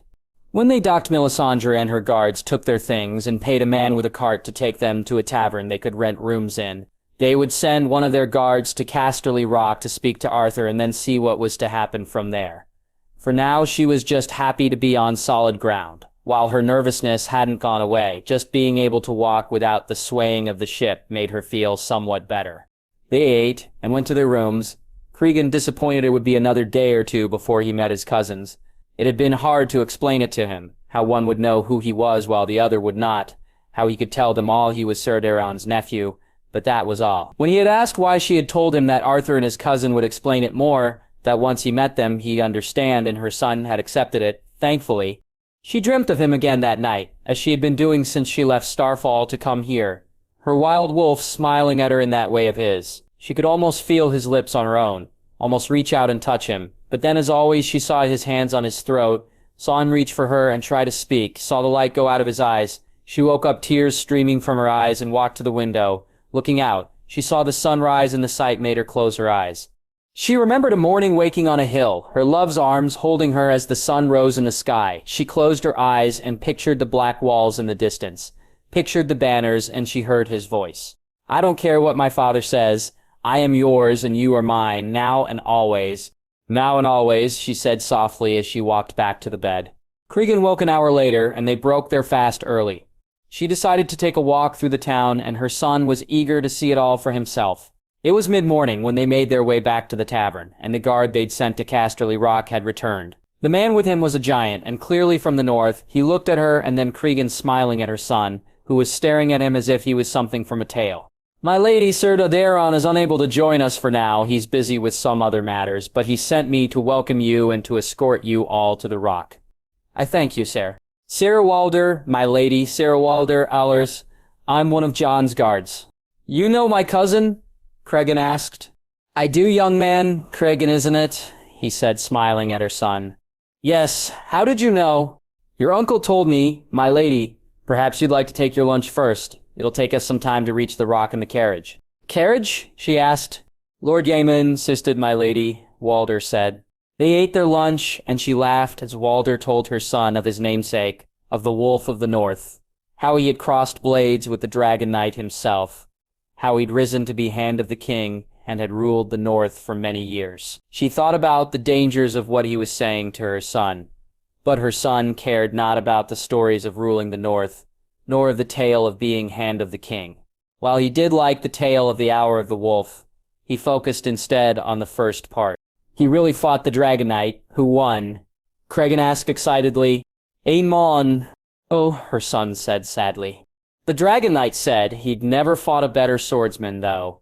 Walder said, and Cregan smiled. Once they finished their meal, Walder and the guards grabbed their things and Lady Melisandre's, and they set off for Casterly Rock. Arthur. When he saw Oberyn arrive, he looked to Jon, who nodded, allowing him to have Walder shadow him rather than he. He kept in the background then, trying to decide when or if he should approach the prince. Watching the spars, he laughed when Dacey beat Oberyn's former squire. The man was good sword, but you don't face a mace without a shield, unless you're using a great sword. He went to his rooms when Jon and Oberyn headed to his as he needed time to think. Many years earlier, he had called Oberyn a friend. He and Ishara had played as children in the Water Gardens. They'd been almost as close as brothers at one time. As time passed and Oberyn and he had spent less time together, he found new and different brothers, one closer than any and a truer brother he'd never found. His meetings with Oberyn were few over the years. The last at Harrenhal had almost ended in violence, though Oberyn knew better than to actually threaten the prince. Still, he had been ready to cut him down if the need should arise. Had almost hit him when he spat at his feet, but in the end had simply forced him away from the tent. When news came of what happened in the Red Keep, he had wept for his princess, for her son and daughter. Now, many years later, he knew Oberyn would blame him in some way. He was laying on the bed when Jon knocked on the door and entered, and he watched as he took a seat. Arthur, it's time if you wish. I need to do this, Jon. Do it in my room, with Rhaenys there. I don't know if we should. What if something goes wrong? He asked. Ghost will be close by, too. I would join you if you asked. You know that, right? I know, but no. This has to be me alone. As you say, Arthur, there are many people to blame for what happened in the Red Keep. Varys, my grandfather, Tywin, Lorch, and the Mountain. You are not one of them, no matter what Oberyn says, he said, and Arthur smiled at him. They walked to the door of Jon's room, Walder walking with them, reaching the room they found, Jard standing there, and Jon nodded to him before entering, leading him inside.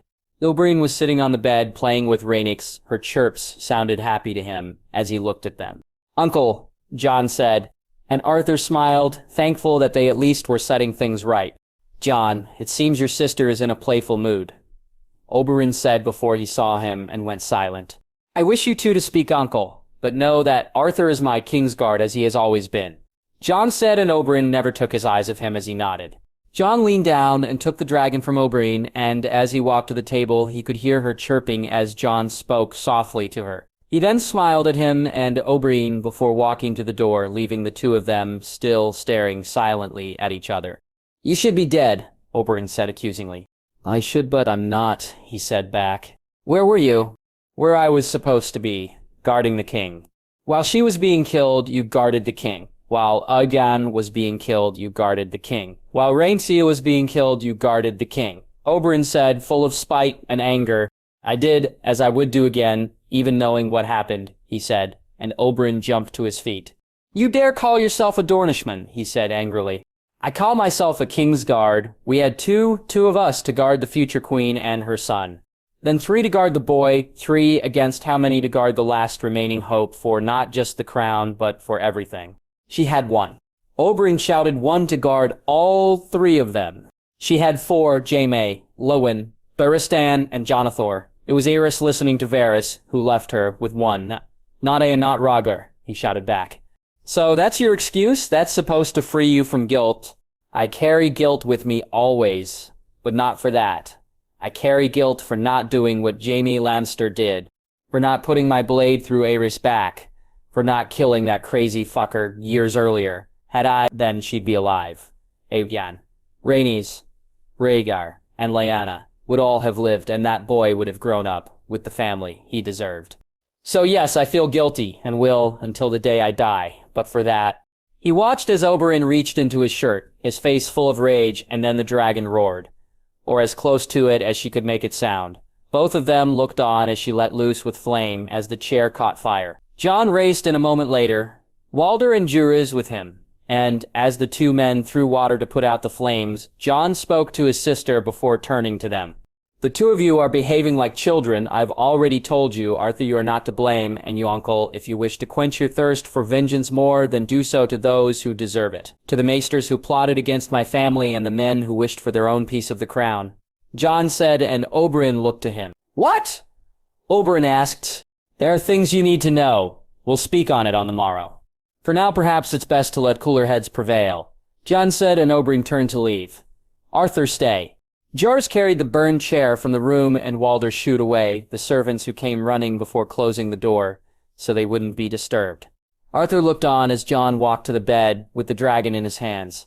Did you have to destroy the chair? Jon asked. The dragon chirped back.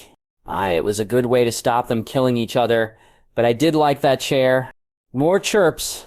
Well, it's just as well. You're not as large as Balerion. Then isn't it? Otherwise I'd never find something I can sit in. Jon said, laughing. After putting the dragon down, he turned to him, and Arthur thought he was about to be lectured. Since he'd started guarding the boy, he'd noticed, at times, little expressions that were fully Rhaegar would appear when he was aggravated or annoyed. When he was smiling or happy, he was his mother. Oh, his smile was all Rhaegar's, and Rhaegar. And for all intents and purposes, it was them you'd see, but for Arthur, he saw Lyanna. When he was angry or sad, though, he was his father's son. While Jon, unlike his father, wasn't melancholic by nature, things affected him and he could brood just as much as Rhaegar. How are you feeling? He asked, and Arthur smiled, seeing them both clearly then. I am well. He's angry. I get that, but thanks to your sister, I think I'll live another day, he said, looking to the dragon. Hopefully more than that. I need you with me, Arthur. I'll speak to him again. You 2 may never be friends, but I'll speak to him. I thank you, my king, he said as he left. It was the next night the Red Priestess's guard came to the rock. He had wanted to go speak to Ashura himself, but Oberyn was still here, and Jon had insisted he stay with him, that Oberyn needed to see him by his side. So Jon had told him to send Walder to bring them to the rock, and he had counted the hours, and now finally they walked to the other guest wing, and Jon seemed as excited as he was to see them. He saw her as he entered the room, her hair dyed blonde, and Cregan standing nervously beside her. Lady Melisandre and her guards basically ignored him, so intent were they at staring at their prince, and Jon nodded for him to greet his sister first. Ash, he said, hugging her tight. Arthur, your hair, she said, chuckling. What of yours? He said back. Cregan, come give your uncle a hug, Ash said, and his nephew hugged him tight as Jon moved forward. Lady Ashara, it's an honor to finally meet you, Aunt. Jon said, and Arthur saw Ash's eyes glisten at being recognized as such. You too, your grace, his sister said, remembering herself. Please, Aunt, it's Jon, he said, and she nodded. You must be my cousin Cregan, he said, turning to his nephew. I am, Jon, Cregan said, and Jon smiled, shaking his hand. Lady Melisandre, an honor, Jon said, turning to the Red Priestess. My prince, it is good to finally see you in the flesh. Myself and my men are at your command. Thank you, my lady, Jon said. I shall see you all settled. I'm sure we have much to discuss. Winterfell 29:3 AC. Catelyn, she had suffered through the indignity of having the boy and his beast in her home, watched on as he humiliated her son, pecked his letters showing the truth of things, and through it all, Ned had done nothing. So she had sent her letter to Petyr asking for his help. He would not let her down, and she was glad to have such a true friend as him to rely on. But things had gone from bad to worse, and the bastard's influence over her husband and children needed to be curtailed. When Ned had spoken to her first on the idea of fostering her children, she had been both upset at the idea of them being away from her and excited at the potential of where they could go. Sansa and Robb would do well and perhaps make the matches she so wished for them. Robb in Highgarden being close to Lady Margaery could negate any influence the bastard or his friend would have with the Tyrells. Sansa could go to Riverrun and she could learn from her father just like she had. But then she had found out to her horror that it wasn't Ned's idea at all. It was the bastard's. He was the one sending her children away. All of them, if he had his way. You wish to send Robb to White Harbor. Why?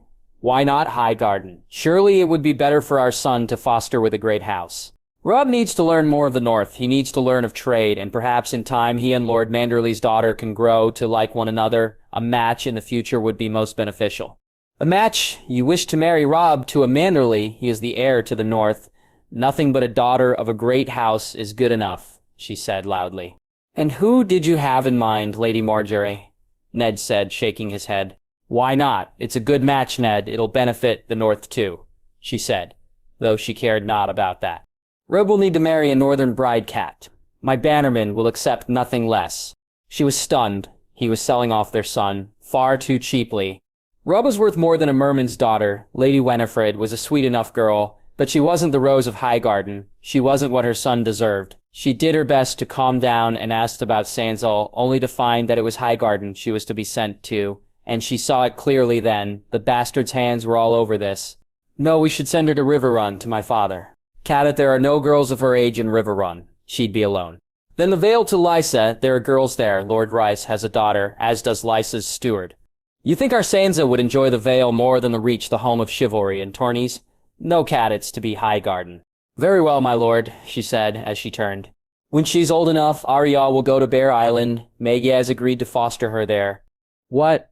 No, I'll not have that. Send her to the Vale. She needs to learn how to be a lady, not a bear like those women, she said, her disgust clear in her voice. Those women are my family's most leal support. Arya will learn to be a lady, a northern lady like my sister was, Ned said angrily, and she bit her tongue, knowing she couldn't speak aloud. Her true feelings about Ned's stupid sister. Are you to send Brain away too, my lord? Am I to be left with none of my children? Jon has agreed to take Bran as squire when he's knighted. It's what the boy wishes most, Cat. You know how he feels about knights. No, on that I'll not give Ned. You may send my children away from me, but no, I'll not have that boy with my son. I shall write to my uncle, Brynden. We'll squire him. He looked at her and nodded, and she felt at least some relief. She had managed to keep Brandon away from the bastard's influence, though not from the wolves. But she'd not have him squire for a bastard. She hurried from the room and back to her own. She headed to her chest and went back over the letters she had received, looking for one in particular. Once she found it, she read it again and again. My dearest sister, I hope this letter finds you well. I found a solution to the blight which has invaded our lands, one which I think will be permanent, though difficult to deal with. I think this time I can cleanse the lands and allow things to grow. How they should once more. I look forward to your swift reply, as once I get it, I shall be setting off to ensure this problem is dealt with. I hope you and the children are well, and that once we've taken care of the problem affecting the Riverlands, perhaps you can come visit. Your loving brother, Edmure. She began to write the note in reply. My dearest brother, I wish you the very best in your endeavors. I know how terrible it can be to have a blight affect your lands. I hope you take every precaution, as I'd hate for you to suffer some ill harm dealing with the issue. I welcome your suggestion, and hope to come see you and father soon. Your ever-loving sister, Cat.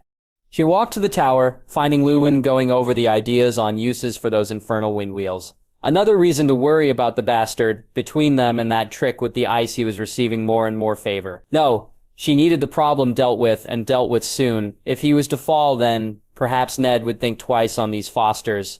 It was far better idea to keep her children close than allow them be corrupted. She was beginning to think, Maester, I wish to send this to my brother in Riverrun. Of course, my lady, I shall see to it immediately, he said, and she watched as he tied the note to the raven and left as it flew off. With that done, she spent the rest of her day in the septuagint, found herself lighting a candle and praying to the stranger before she left to ready herself for dinner that night. What she found out during the meal had her losing her appetite and looking so ill that it wasn't just Ned who commented on it. He was sending Sansa and Robb with the bastard when he left, Robb to travel on to White Harbor and Sansa to Casterly Rock, and then Highgarden. Her daughter would be traveling through the Riverlands with him. She had to do something. She needed to stop it. She went to Ned's room that night and pleaded with him to give her more time with her daughter, to not deny her this. But he didn't listen. It would be better for Sansa to travel with such a large group. Better for her protection. Also, she wished so much to attend the wedding, and leaving later would force her to miss it. He had told her, and she had been left powerless. By the time the Raven returned, they had already left. She had waited until she could wait no more, and sent a note to Edmure to tell him Sansa was traveling with them, and then all she could do was sit in hope that it would only be the bastard who was harmed. King's Landing 2024 AC. Jon Arryn. He was glad things had started to return to some normality. Seeing Robert behave like a love-struck fool had brought back far too many memories he'd done his best to forget. While he hated her for what she had almost done to their plans, he hated her most for what he felt she had cost him. She was the key to the North, and without her, he had never come close again. Though each time he allowed his thoughts turn this way, he knew deep down that had she lived, had she cared enough to marry Robert, then Lyanna Stark would have been an even bigger nightmare than Cersei. He almost laughed at the thought of that a wild savage girl from the North would have caused him more problems than the spoiled daughter of Tywin Lannister, but he knew it was true. Cersei was more of a cat than a lion. No matter how many times she tried to roar, he doubted the she-wolf would have been so pliable. Shaking his head from these thoughts, he looked down again at the figures in front of him. They were perilously close to ruin. He needed to speak to Peter. Their plans had to have borne fruit by now. They needed an influx of coin. Needed to see the Lannisters suffer so the crown could step in to help, at a price, of course. While he found the plan itself a bit far-fetched, he trusted that in the end it would have the desired result. Rather than send for his friend, he decided to take a walk to his office, and upon reaching it, he heard the angry shouts inside and rushed in. "Peter," he said, looking to find the normally meticulous master of coin.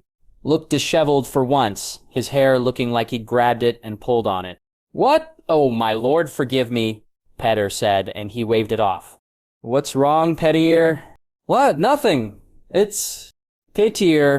He watched him walk to the door and signal to his guards to make sure they weren't disturbed, before he strangely for him poured himself a glass of wine and offered him one which Jon refused. "Petyr? He's dead. The mountain has fallen. Him and his men," Petyr said, and Jon almost fell into the chair. "How?" he said, as he took his seat. "Apparently the Martells were involved. That seems to be the reason why Oberyn was in the West." Jon looked to Petyr and nodded to the bottle, watching as he was poured a glass which he drained quickly. He had thought it strange when he heard the Red Viper was in Lannisport. That he had gone to that wedding was something he couldn't understand.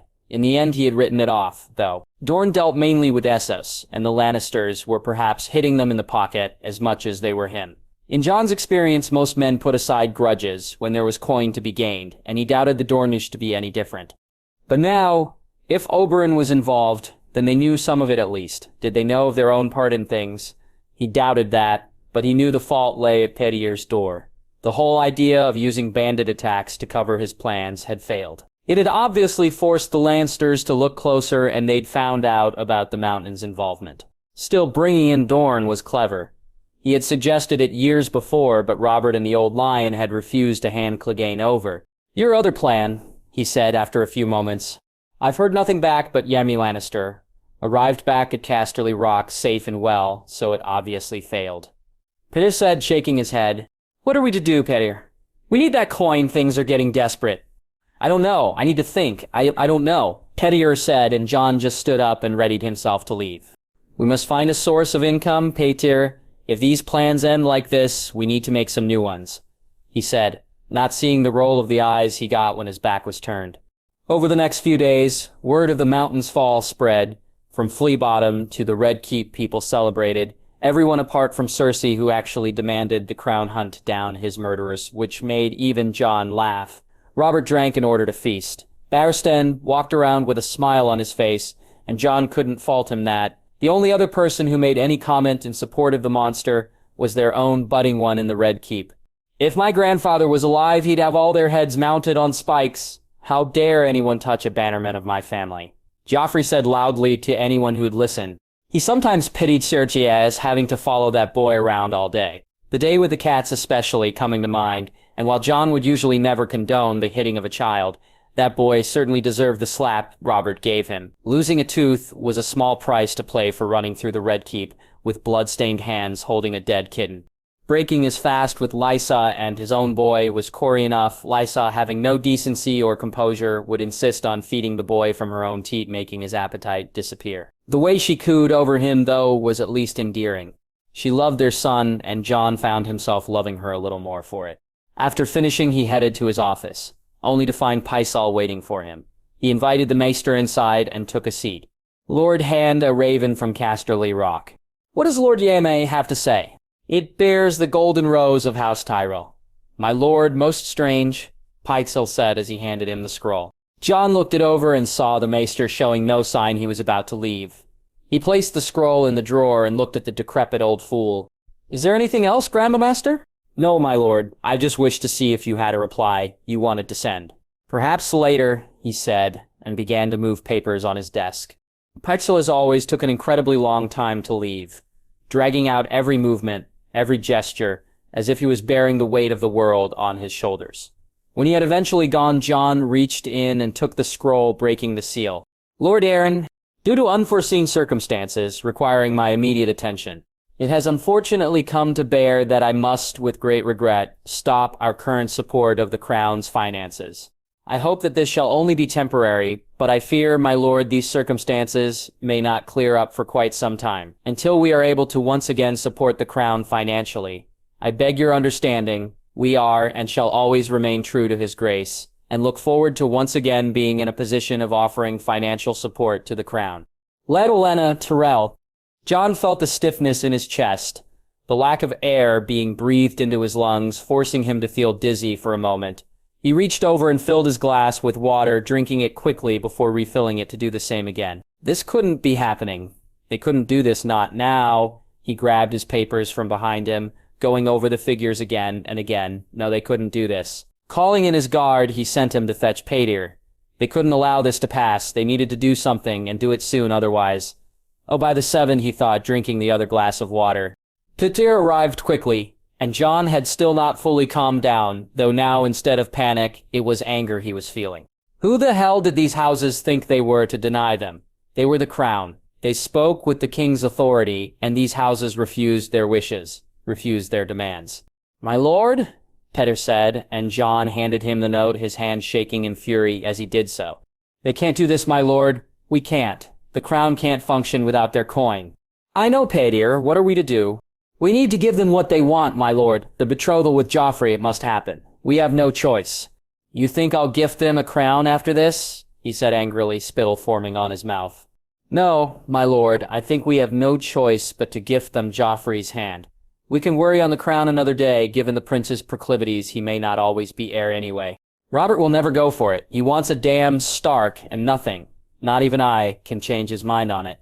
You must, my lord, there's no other choice. If we don't do this, I don't know how we can raise the coin just to manage the daily expense. The Iron Bank, he asked hopefully, will bankrupt us just as quickly as no coin at all, my lord. What if he won't accept it? Jon asked, knowing how Robert would react. Then we're fucked, my lord. I know of no other house that can support us. Without the Lannisters and the Tyrells, we're fucked, Padir said, and Jon had never seen him so lost. The Lannister and Tyrells, you don't think they're in on something together? Jon asked, and Padir looked at him curiously. I had considered it, my lord, but to what gain? We both know what Olenna wishes for, and the Lannisters can't make her granddaughter a queen. I know, it's just most strange still. I'll have Rosie look into it. I'll see Robert on the morrow. He's easier to deal with when hungover. As you say, my lord, Padir said as he left. He sat there for a few minutes. They'd pay for this. There was no way he'd allow those grasping roses to sit on a throne. He had won. No way. No, he'd find a way to make them pay for daring to go against his wishes. First, though, it was time to tell Robert some harsh truths. They needed the betrothal, and once he had that, he'd fix the damn roses and lions, too.